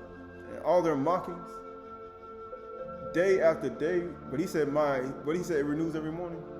His mercies and his compassion renews every morning. Even though I work, even during the day I hear it, and at night, guess what? He said, in the morning time, it's going to go away. My mercies and my compassion come right back anew again when the sun rises. My adversaries and my foes, it is they who stumble and fall. He said, it's going to be you tripping over the rock. He make everything I walk on level plane. Ain't no rocks no more. He's going to be you stumbling and falling all over yourself. Because you're drunk. And guess what happened? Though an army encamp against me, he said, man, though all these things encamp against me all around, my heart shall not fear, because I'm going to remember Yahuwah's mercy every morning, renews every morning. Yahuwah, remember my affliction. Remember your steadfast love. My heart shall not fear, though war arise against me, yet I will be confident. Say what? He said, I'm confident. Because it ain't gonna, I know it ain't gonna last always. I already know. Yahuwah gonna give, he say, just wait on Yahuwah. Your deliverance will come. He's like, man, I don't even know how I'm gonna get out of this one. He's like, wait on Yahuwah. Your deliverance gonna come. That's called a moon. Faith, unbelief. Verse 4 says, one thing I have asked of Yahuwah, that will I seek after, that I may dwell in the house of Yahuwah all the days of my life. All the days of my life. Why? Because that's where his stronghold at. That's where his refuge at. I build it on a rock. He said, Yahuwah's house is a rock.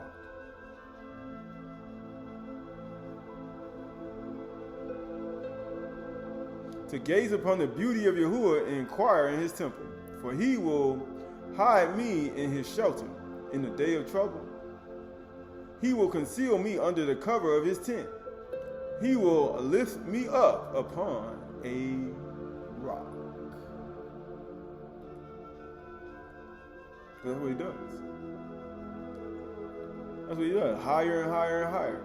And guess what happens? And on my head shall be lifted, up above my enemies all around me. And I will offer in his tent sacrifices of shouts of joy, and I will sing and make melody to Yahuwah. Hear, O Yahuwah, when I cry aloud. Be gracious to me and answer me. You have said, seek my face. My heart says to you, my what? My heart. And we just read in Lamentation, his heart was fainting, and Yahuwah renewed his strength. He said, my heart, what he does, says to you, your face, Yahuwah, do I see? Because he don't sin from the heart. He don't sin from the heart. He don't create. Yahuwah don't do that. He said, Yahuwah don't create evil from the heart, like the stuff that we do.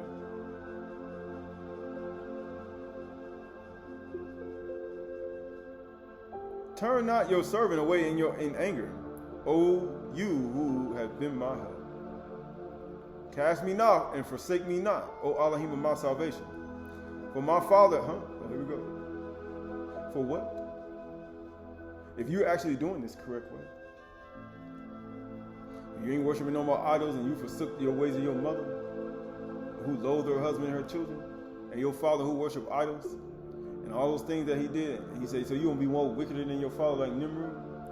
This is what's going to happen. For my father and mother have forsaken me.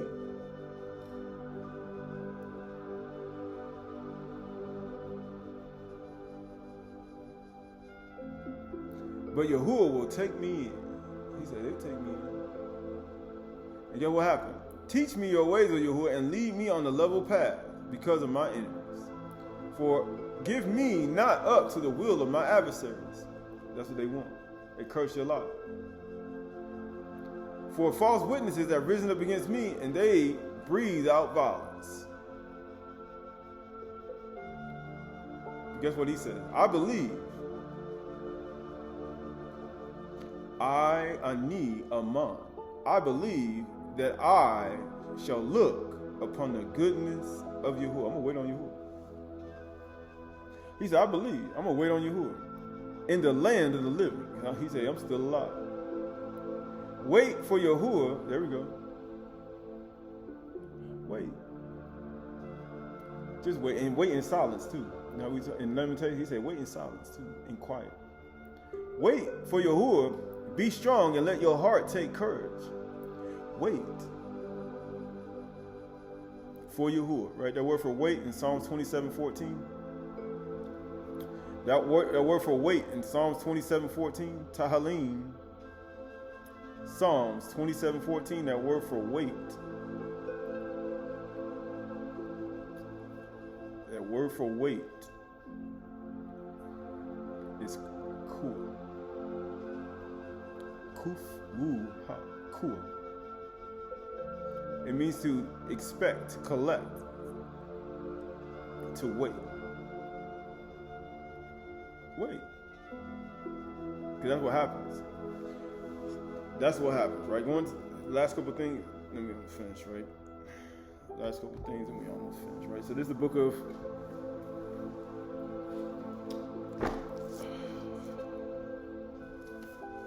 this is Odes of Solomon, Aydah Chdsh, chapter 22.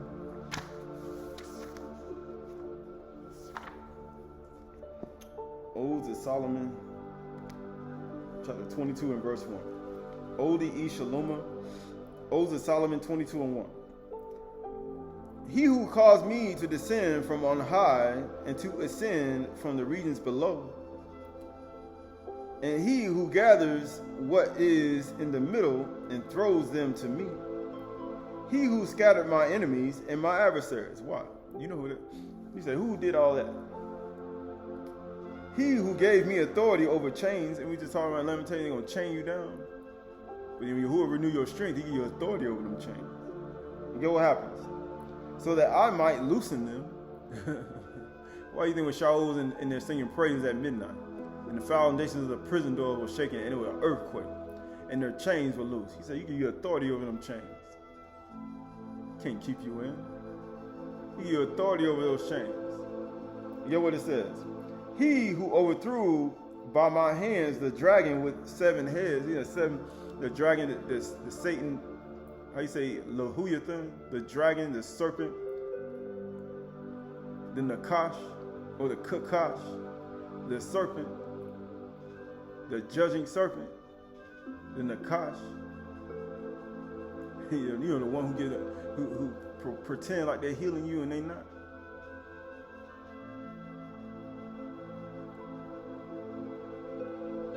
They heal you lightly.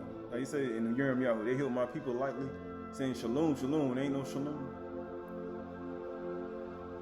It says, he overthrew by my hands the dragon with 7 heads. The 7 heads. He said dragon with 7 heads. He said, you know, it's a 7-letter alphabet. You know the 7-letter alphabet, it's 7 heads. Swore not wrestle our word perfection. They had a different type of it. He said he was trying to kill you. But you know Yahuwah don't go that far. He like, hold up, you gonna do damage to my children now? Because you know on that city they had all the blood of the Nabi'im, the Shalakim, and all the people, the Kodashim, of all the earth, and all the people of all the earth. You know, those people who killed the prophets and the Shalakim and all the people of all the earth. The heathen and all of them raged, even Yahuwah's own people raged. And guess what happened?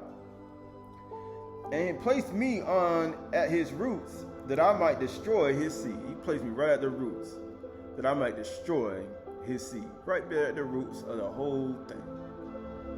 All the way to the beginning. Right when the tree and the seed was actually sown. For trees producing seed after its come.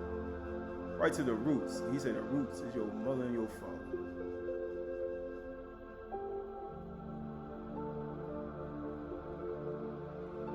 And he said, how you going to do that? In the 7 periods. Right? But this is right here, verse 6. You were there and helped me. That's the only way you're going to get any help. He got this. How you going to think? Because he said, David said, my mother and my father, they forsook me. But guess what? Even after David sent his parents to Moab,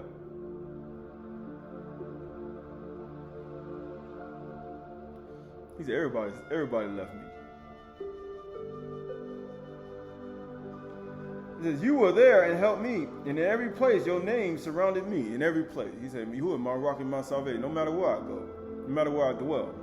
No matter what, he said, whether I'm in a house, a beautiful house, or I'm sleeping in a car, or you're in the bottom of, or you're in a tent, or you just sleeping on the ground with some logs over your head. Or you're in a cave. In every place, your name surrounded me. Your right hand destroyed the evil poison. And your hand leveled the way for those who believe in you. He said evil poison. He said the asp, the adder, of the Nakash. the injections. All the things that's been injected inside of you, the fangs, that's what the injection. He said even the injections, the fangs that they put inside of you with the injection syringe. When you sleep at night, you don't even know. They don't enter your house and try to inject you with something. He's like, look at here. You who have already been with me. Right? He said, you ain't no way in the world you can do nothing to me. He said, what? And he says, and your hand leveled the way for those who believe in you. And it chose them by the graves and separated them from the dead ones. That's what he did. But dog, light from darkness in the beginning. It took dead bones and covered them with flesh. But they were motionless. So it gave them energy of life. I say, man, my hope and my strength was fainting inside of me in Lamentations. He said, man, look at here. I'm getting ready to, man, this thing, it's too much. I'm motionless. Then he said, be still and be quiet and suffer it. Matter of fact, he said, be silent and wait for your hope. Look what happened. He gave me the energy of life. He renewed my strength. He gave me the energy of life. He said, this ain't no energy drink. This ain't no pill. This ain't no secret potion. You know what it says? Incorruptible was your way, and your face you have brought your world to corruption, that everything might be broken and renewed. That's what happens. That's one reason he takes you. All that lamentation and acre, because he's trying to break you so he can renew you again. And he said, be renewed by the, he said, be transferred by the renewing of your mind, but the only way you're going to be transferred by the renewing of your mind, you got to be broken again in order to be renewed again. You got to be broken. Because his ways are unsearchable, but he searched this out. So I got to let some people find out some things you did. I got to let some people find out some things you look at you. I got to let some people taunt you, make your laughing stop. I got to make people keep you that. I got to keep you in that and hedge in on every side. I got to make you that way in order for I can renew you. How is your strength going to be renewed? You got to stay in that state. He said, remember my affliction, you. That's all you got to say. Remember. Zakar. You guess what happens? That everything might be broken and renewed. And the foundations of everything is your rock. That's the only way you're going to get there. I liken to a wise man or woman who built their house on a rock. He got to be broken first. I think he called him Qahalath, but Qahalath had to be broken first before he could be called, really take on that actual name. Well, how do you think you're going to get it? I'm upon this rock, I'm going to build my body. I'm going to build this thing. He said, it should be in your heart to build one. But first you got to break it. He said, man, he broke. He broke you. He said, you sure did. And he said, why would he do that? So I can renew your strength again. Your co-op. And the foundation of everything is your rock. And upon it, you have built your kingdom. He built it. He said, that's how I'm going to build my Malkut. And it became the dwelling place of Qahalath one. This is the only way you're going to get there.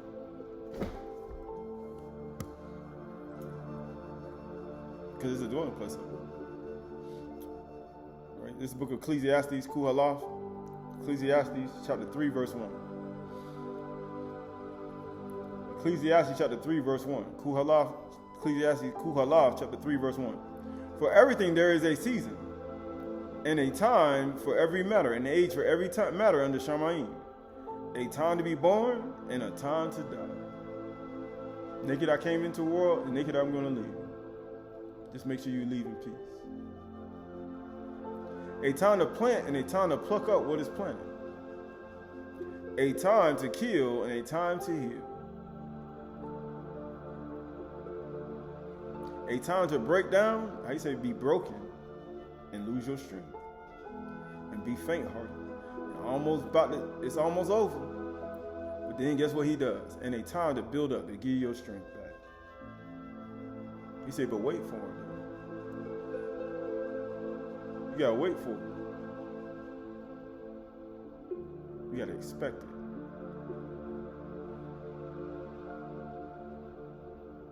A time to weep and a time to laugh. You know what lamentation is? Aydah. He was weeping all through in Lamentation chapter 3. Guess what it is? A time to laugh. It's time for you to be a laughing stock too. While you weeping, it was a time for them to laugh and make you a laughing stock too. But not even knowing, Yahuwah, remember my affliction. Remember the bitterness and gall. Remember the resentment and the taunts and the laughing stock. Remember that.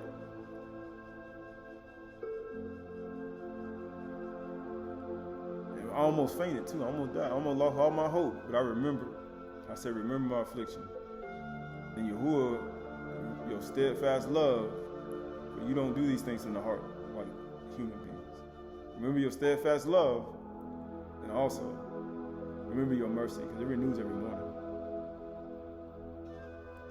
Verse 4 says, a time to weep and a time to laugh, a time to mourn and a time to dance, a time to cast away stones and a time to gather together stones, a time to embrace and a time to refrain from embracing, a time to seek and a time to lose. That's what happens. He said, I was seeking the Rosh.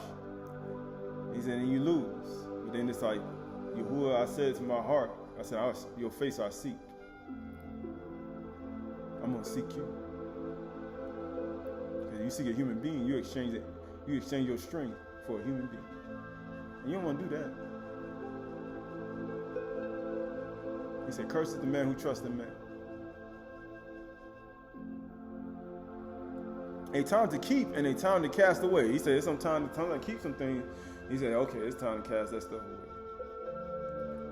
A time to tear down, a time to tear, and a time to sow. A time to keep silence. You know, we just read in Lamentation. And a time to speak. A time to love and a time to hate. And a time for war and a time for peace.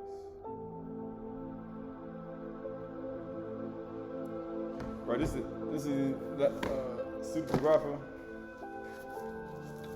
Volume 2, Odes of Solomon, Volume 2, Ode Shalom, Odes of Solomon. So this is more Psalms of David, David. This is more Psalms of David. Chapter 155, Pseudepigrapha, Volume 2, 155:1. It says, O Yahuwah, I call to you, hearken to me. I stretched out my hands to the dwelling of Qahalath. Incline your ear and grant me my request, my prayer, and do not withhold from me.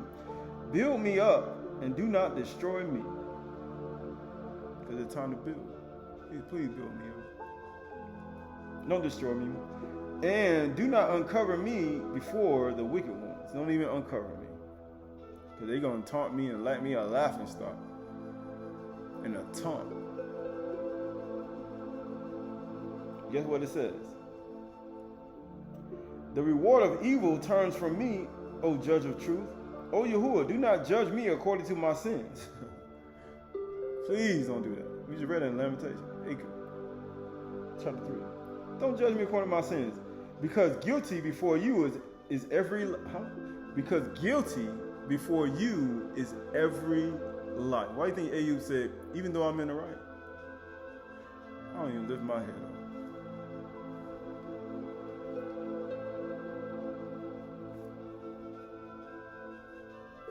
Because some people say, I ain't guilty. He said, some people say I ain't guilty. But that's not the case.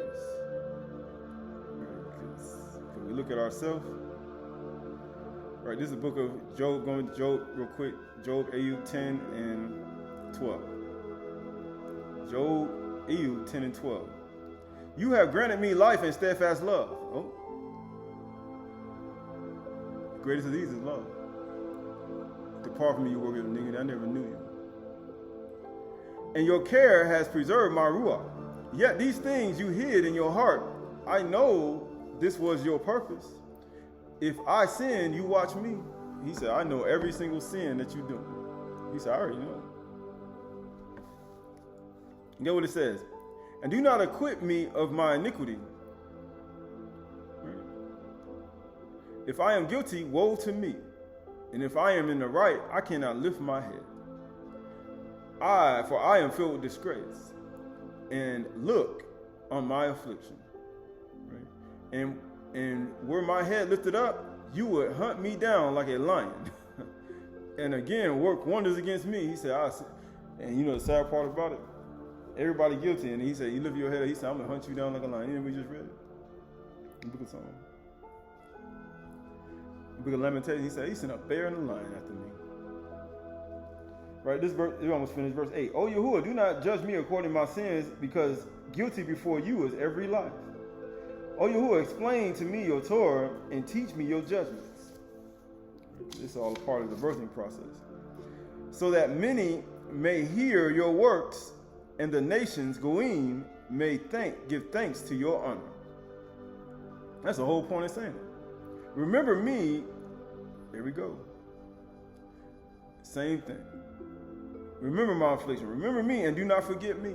Remember me in paradise. Remember me in paradise. Remember me and do not let me enter that which is too difficult for me. Remember me in paradise. If it's too difficult, you're going to faint. Matter of fact, you're going to lose all your tikva. Matter of fact, you're going to lose all your love and your hope and your amun. The sins of my childhood, there we go, removed from me. That's what happens. Those things come back. People say, they don't come back. Yes, it do. Yes, it do. Dawid knew what he did in his childhood. People say, oh, Dawid didn't do nothing. He said, he only sinned. You know, like they said. Sins he ain't understand. But then he got older and he said, man. He said, and my Assyrians do not remember against me, because we all children. Because when Dawid sinned with Bathsheba, he was a child. When I was a child, I spake like a child, reasoned like a child. When I became mature, I put away childish things. He was a child when he did that. That was a childhood sin. O Yahuwah, cleanse me from evil leprosy. We talked about that. How he did that. With the one evil sparrow, the one good sparrow, one sparrow died and the other one he let go. That was Yahushua Mashiach. They let Barabbas go. They made him the good sparrow, let him go, and then they took Yahushua be the sparrow that died. But then when he rose from the grave and they pierced him in the side, that sparrow that died became the cleansing of your leprosy. And then when the third day, when the actual bird was let go into the open country, that was him rising the third day, showing he was both dead and alive at the same time.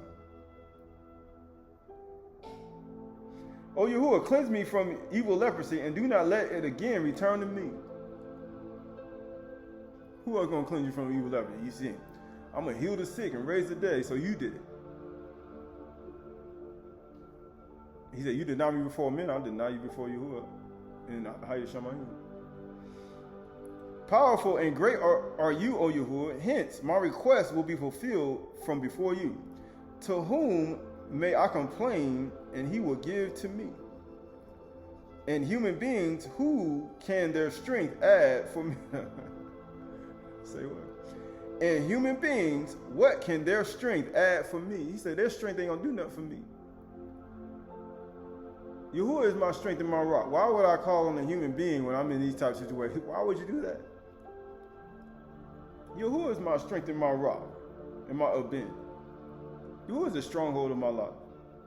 If I call upon a human being, what will his strength add to me? He can't give me the energy of life. That person can't do anything for me. And get what it says.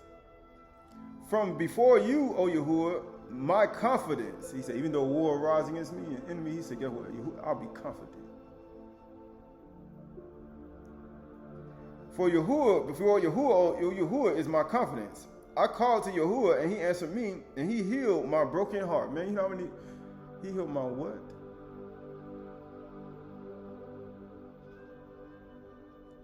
He healed my broken heart. He said, how many people have been broken hearted in their life?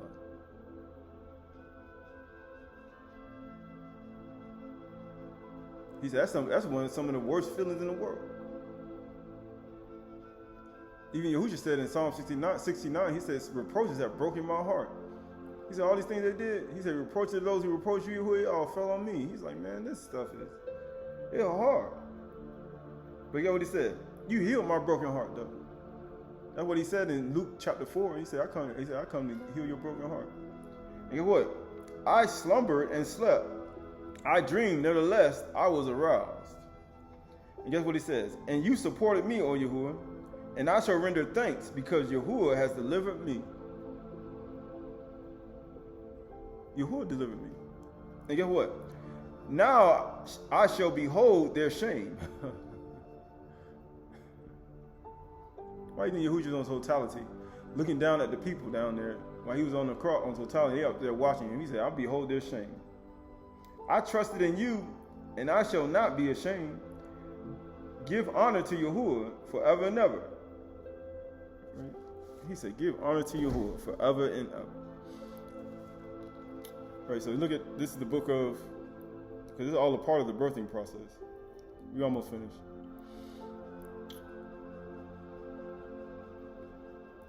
This is the book of Psalms. Yeah, actually, go here. This is the book of Yeshayahu chapter 26, Isaiah 26, and verse 16. Isaiah 26 and 16. Yeshayahu 26 and 16. O Yahuwah, in distress they sought you. And that's what you're supposed to do. They poured out a whispered prayer when your discipline was upon them.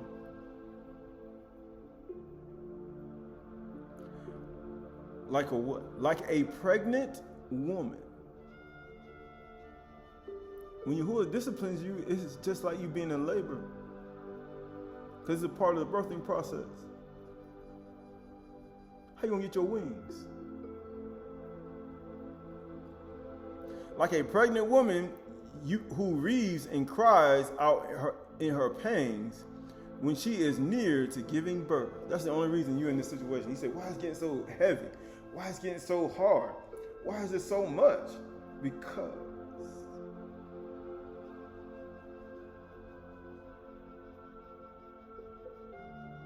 it's part of the birthing process. So were we because of you, O Yahuwah. We were pregnant, we wreathed, but we have given birth to wind. We have accomplished no deliverance in the earth, and the inhabitants of the world have not fallen. Your dead shall live, their bodies shall rise. You who dwell in the dust, awake and sing for joy. Say what?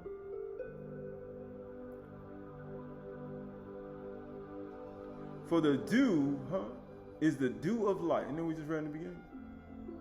You who in the dust sing for joy. What do you think Adam was when he made, before he made, Yahuwah formed Adam from the dust of the ground. He breathed into his nostrils, Af, Nafak, Af, Neshama, Kai, Nafash, right? He breathed into his nostrils the breath of life, and man became a living soul.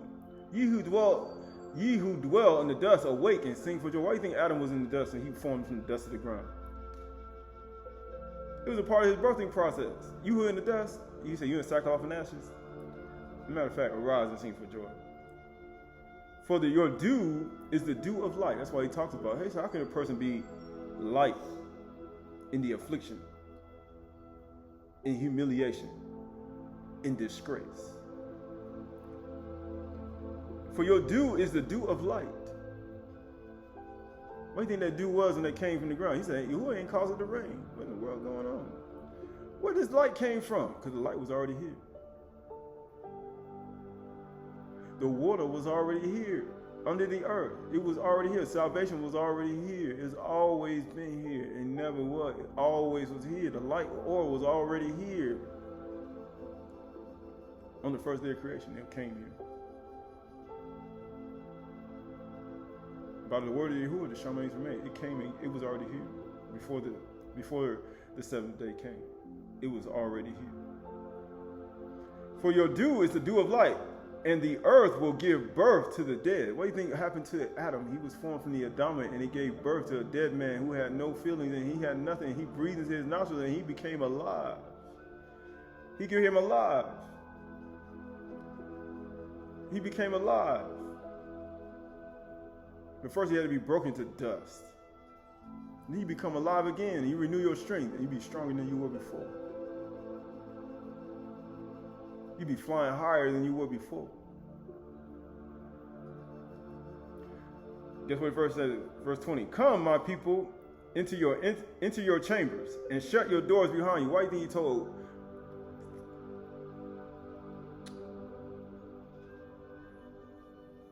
Why do you think Yahushua said this? This is not that hard. This is not that hard. This is not that hard.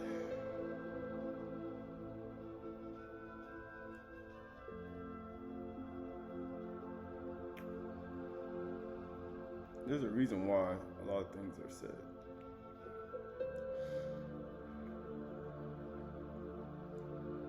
All right, so this is the book of Matthew chapter 6.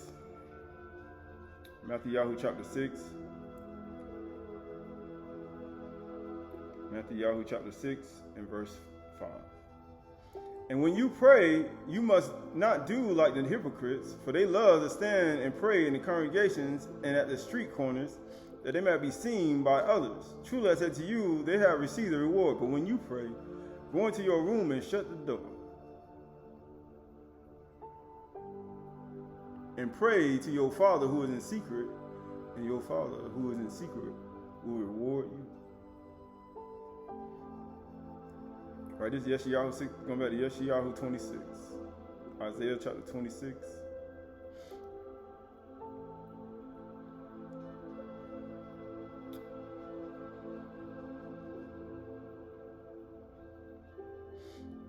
Isaiah chapter 26 and verse 20. Come, my people, into your chambers and shut the doors behind you. Hide yourselves for a little while. That's all he's saying. Do it quietly, patience. Right? For a little while, until the fury has passed by. For behold, Yahuwah is coming out from his place to punish the inhabitants of the earth for their iniquity. And the earth will disclose the blood shed on it, and will no more cover its slain.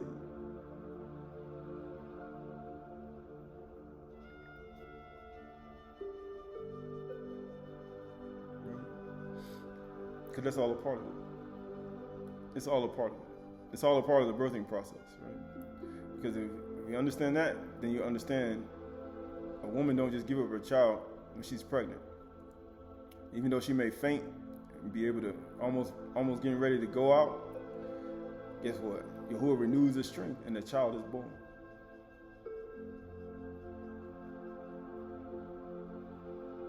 That's what happens.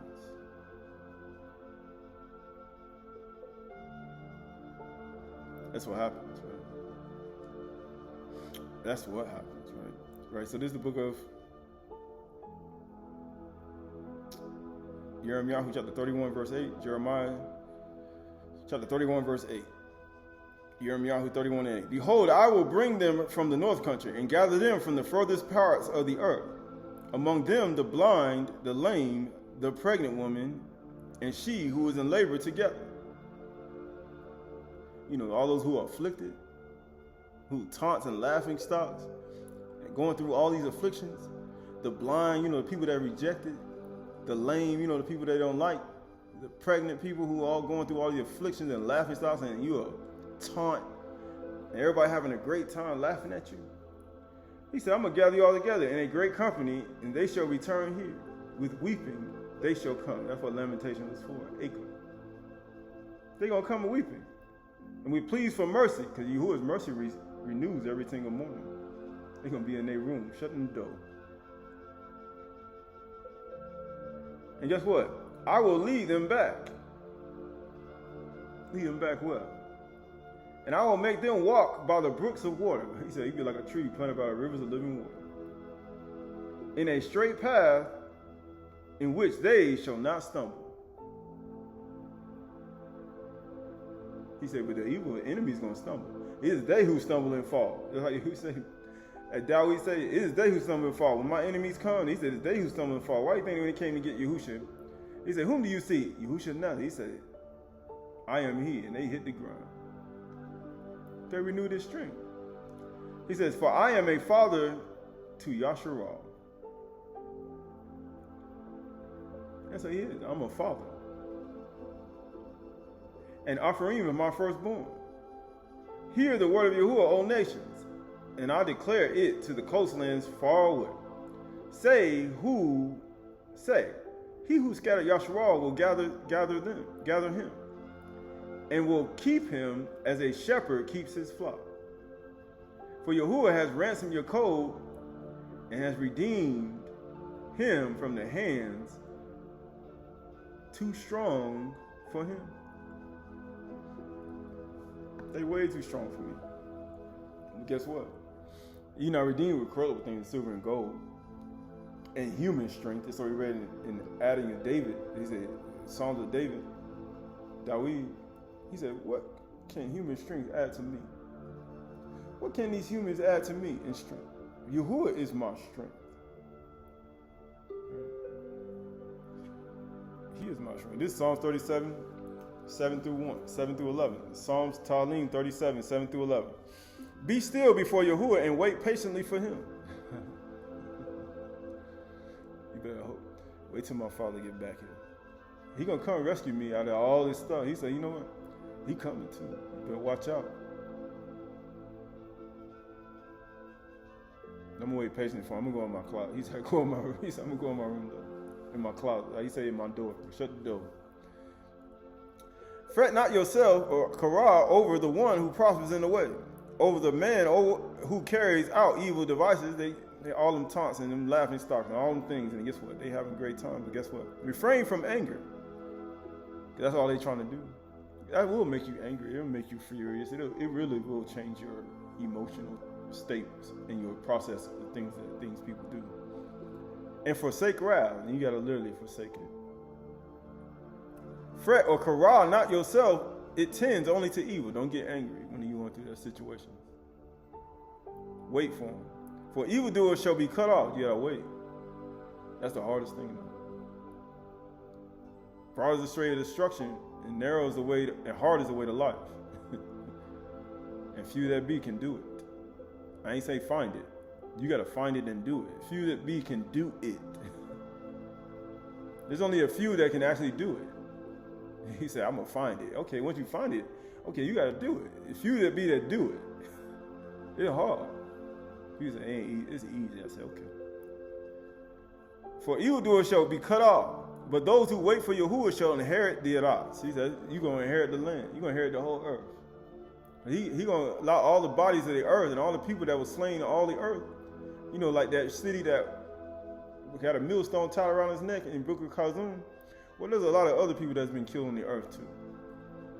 Over generations and 7,000 years and eons. And guess what? You're gonna allow all them bodies to come up. And guess what? All them people you're gonna be guilty of all the blood, all the people who were slain on all the earth. Because they all followed your lead. You're supposed to be a lot of the world. They were living in, how are they gonna be a lot of the world when you're doing this very same thing? How you gonna be a lot of the world when you're doing the very same thing darkness do? That's what 12 tribes did. They were doing all the things that the evil people did. They followed your lead, and they just mimicked you. That's why they afflict you with the same thing you afflicted each other. So the things that they do, they just like your mother. He said they the mother. They the mother. You the mother of all people. You the mother who created it all. You are. Yasharal and you. They just following your lead.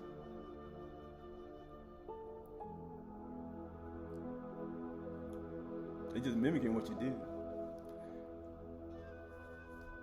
What could be more wicked than killing Yahushua Mashiach and delivering him up to other people to kill him? What do you think? You think that was easy for y'all to do? You know, you had to scheme a whole plan to get that done. So all they did was just, okay, they did that, so we just copied everything they did, and then when they came and got you, they just did the same thing to you. They just mimicked everything you did. They studied it. And they just mimicked it, and they just mimicked that whole plan that you did to plot on Yahushua Mashiach, and they do the same thing to you today. Because of what you did. They say, as the mother, so is the daughter. As the father, so is the son. You gave birth to it. You created the whole thing. because of you. I know people don't want to look at it like that because they don't want it. They want to say, "Oh, these people." No, you the one who did it. Everybody mocked you. Everybody just mimicking everything you did. Your plans, how you did it, your plots, your schemes. Because y'all are the wisest people on earth. Shaloma was the wisest man on earth. Who else is going to come? Where else is he going to learn that stuff from? Oh, let me guess.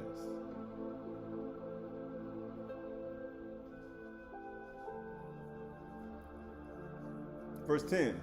Just a little while, the wicked will be no more. Though you look carefully at his place, he will not be there.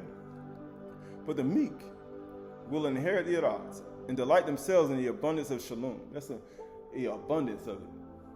He said there's going to be so much peace. He said in the abundance of it, right? That word for be still is damam. Is to be silent, be still. And then we just read in the Lamentations, Acre, to be quiet. And then we just read it. He said, man, all you people, he said, go in your room and shut the doors, right? We plead for mercy, because Yahuwah's mercy renews every morning. He said, even though you're in the right, don't lift your head up. For all people, as Psalms of David said, all people are guilty. All life is guilty, right? It means to be done, right?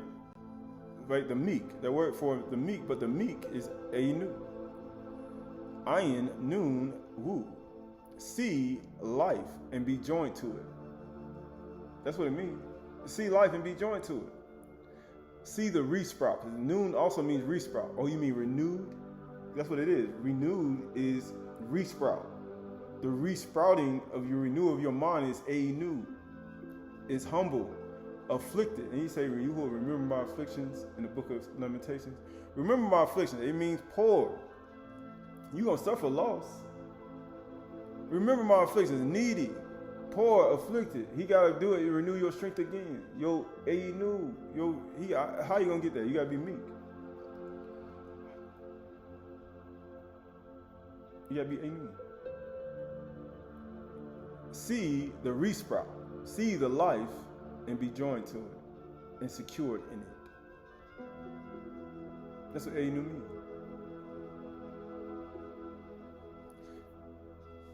That's how life is born, through affliction. That's how a woman gives birth to a child. Right? But the meek shall delight themselves in the abundance of shalom. Shalom is completeness. It means completeness, peace and quiet, tranquility. Peace, quiet, and tranquility. In peace. Go in the room, shut your door. You know how you talk. Yahushua said all this already. Matter of fact, he said, man, go pray. When you pray, he said, remember that Yahuwah's mercy renews every single morning. And when the sun come up, it's a new day. The sun's shining. You still got breath in your body. You got blood flowing through your veins. You still got everything. It renews every single morning. It come right back. Welfare. Your welfare come back. We ain't talking about a welfare check. We talking about Yahuwah giving his strength to you. Right?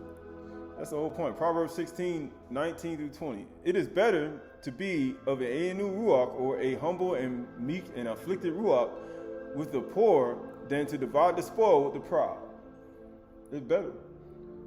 The proud be taunting, laughing stock. You'd be a laughing stock of taunt, a mocking. Matter of fact, you hear it every single day. You hear it in your sleep. You say, man, I know they talking about. I know they saying this about me. I already know. All right, you be hearing in your mind. You be meditating. You be like, man, I know they saying. They talking about. They saying this about me. And guess what? Verse 20. Whoever gives thought to the word will discover good.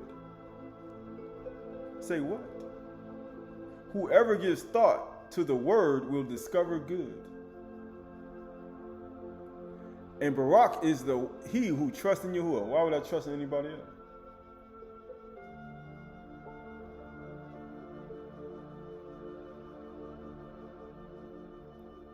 He said, Barak is he. Barak is the man or woman who trusts in Yahuwah. Right?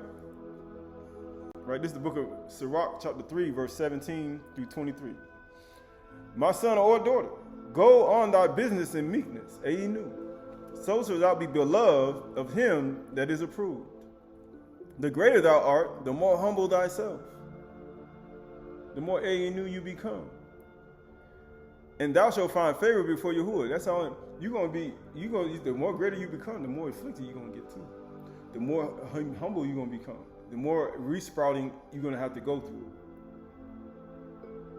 You're going to have to go through more resprouting, more affliction, more of this. So Yahuwah can renew you again. Be renewed in your mind again.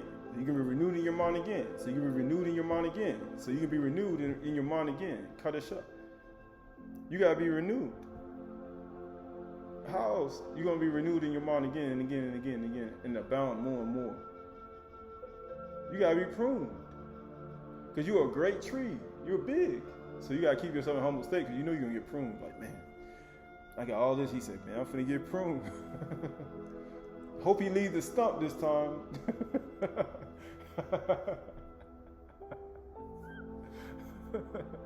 So then because you get all that, I got a lot of money, I got wealth, I got this, I got that. I got all this stuff. Just understand. Understand. That's why he told you to say, just even though you're in the right, don't even lift your head up. Because it's all part of it. I hope he leaves the stump this time. I hope he leaves some precious. I got a little bit left. Right? That's how it works. How is he gonna get there?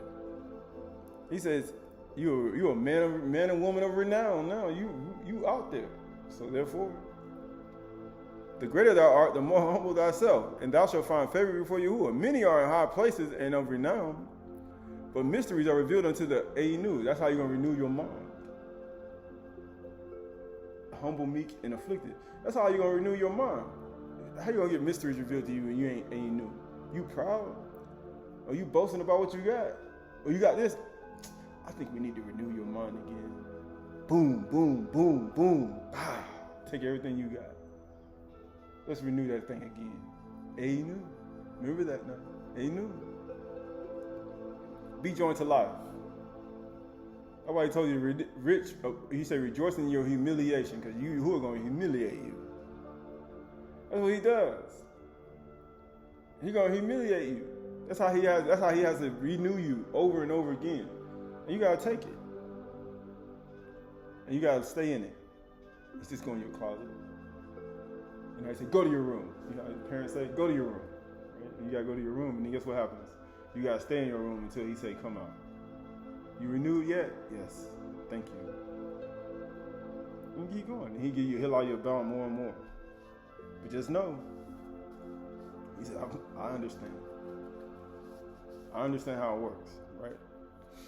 And it says, for the power of Yahuwah is great and is honored with the lowly. That's the only way you're going to get it. Seek not out things that are too hard for thee. He said, don't even do it. Neither search for the things that are above thy strength. Above thy strength. Because you know, your certain strength, certain things you can carry. And some things you can't carry. He said, that's way above my strength. So therefore, that's above my strength level. You know how I talk about?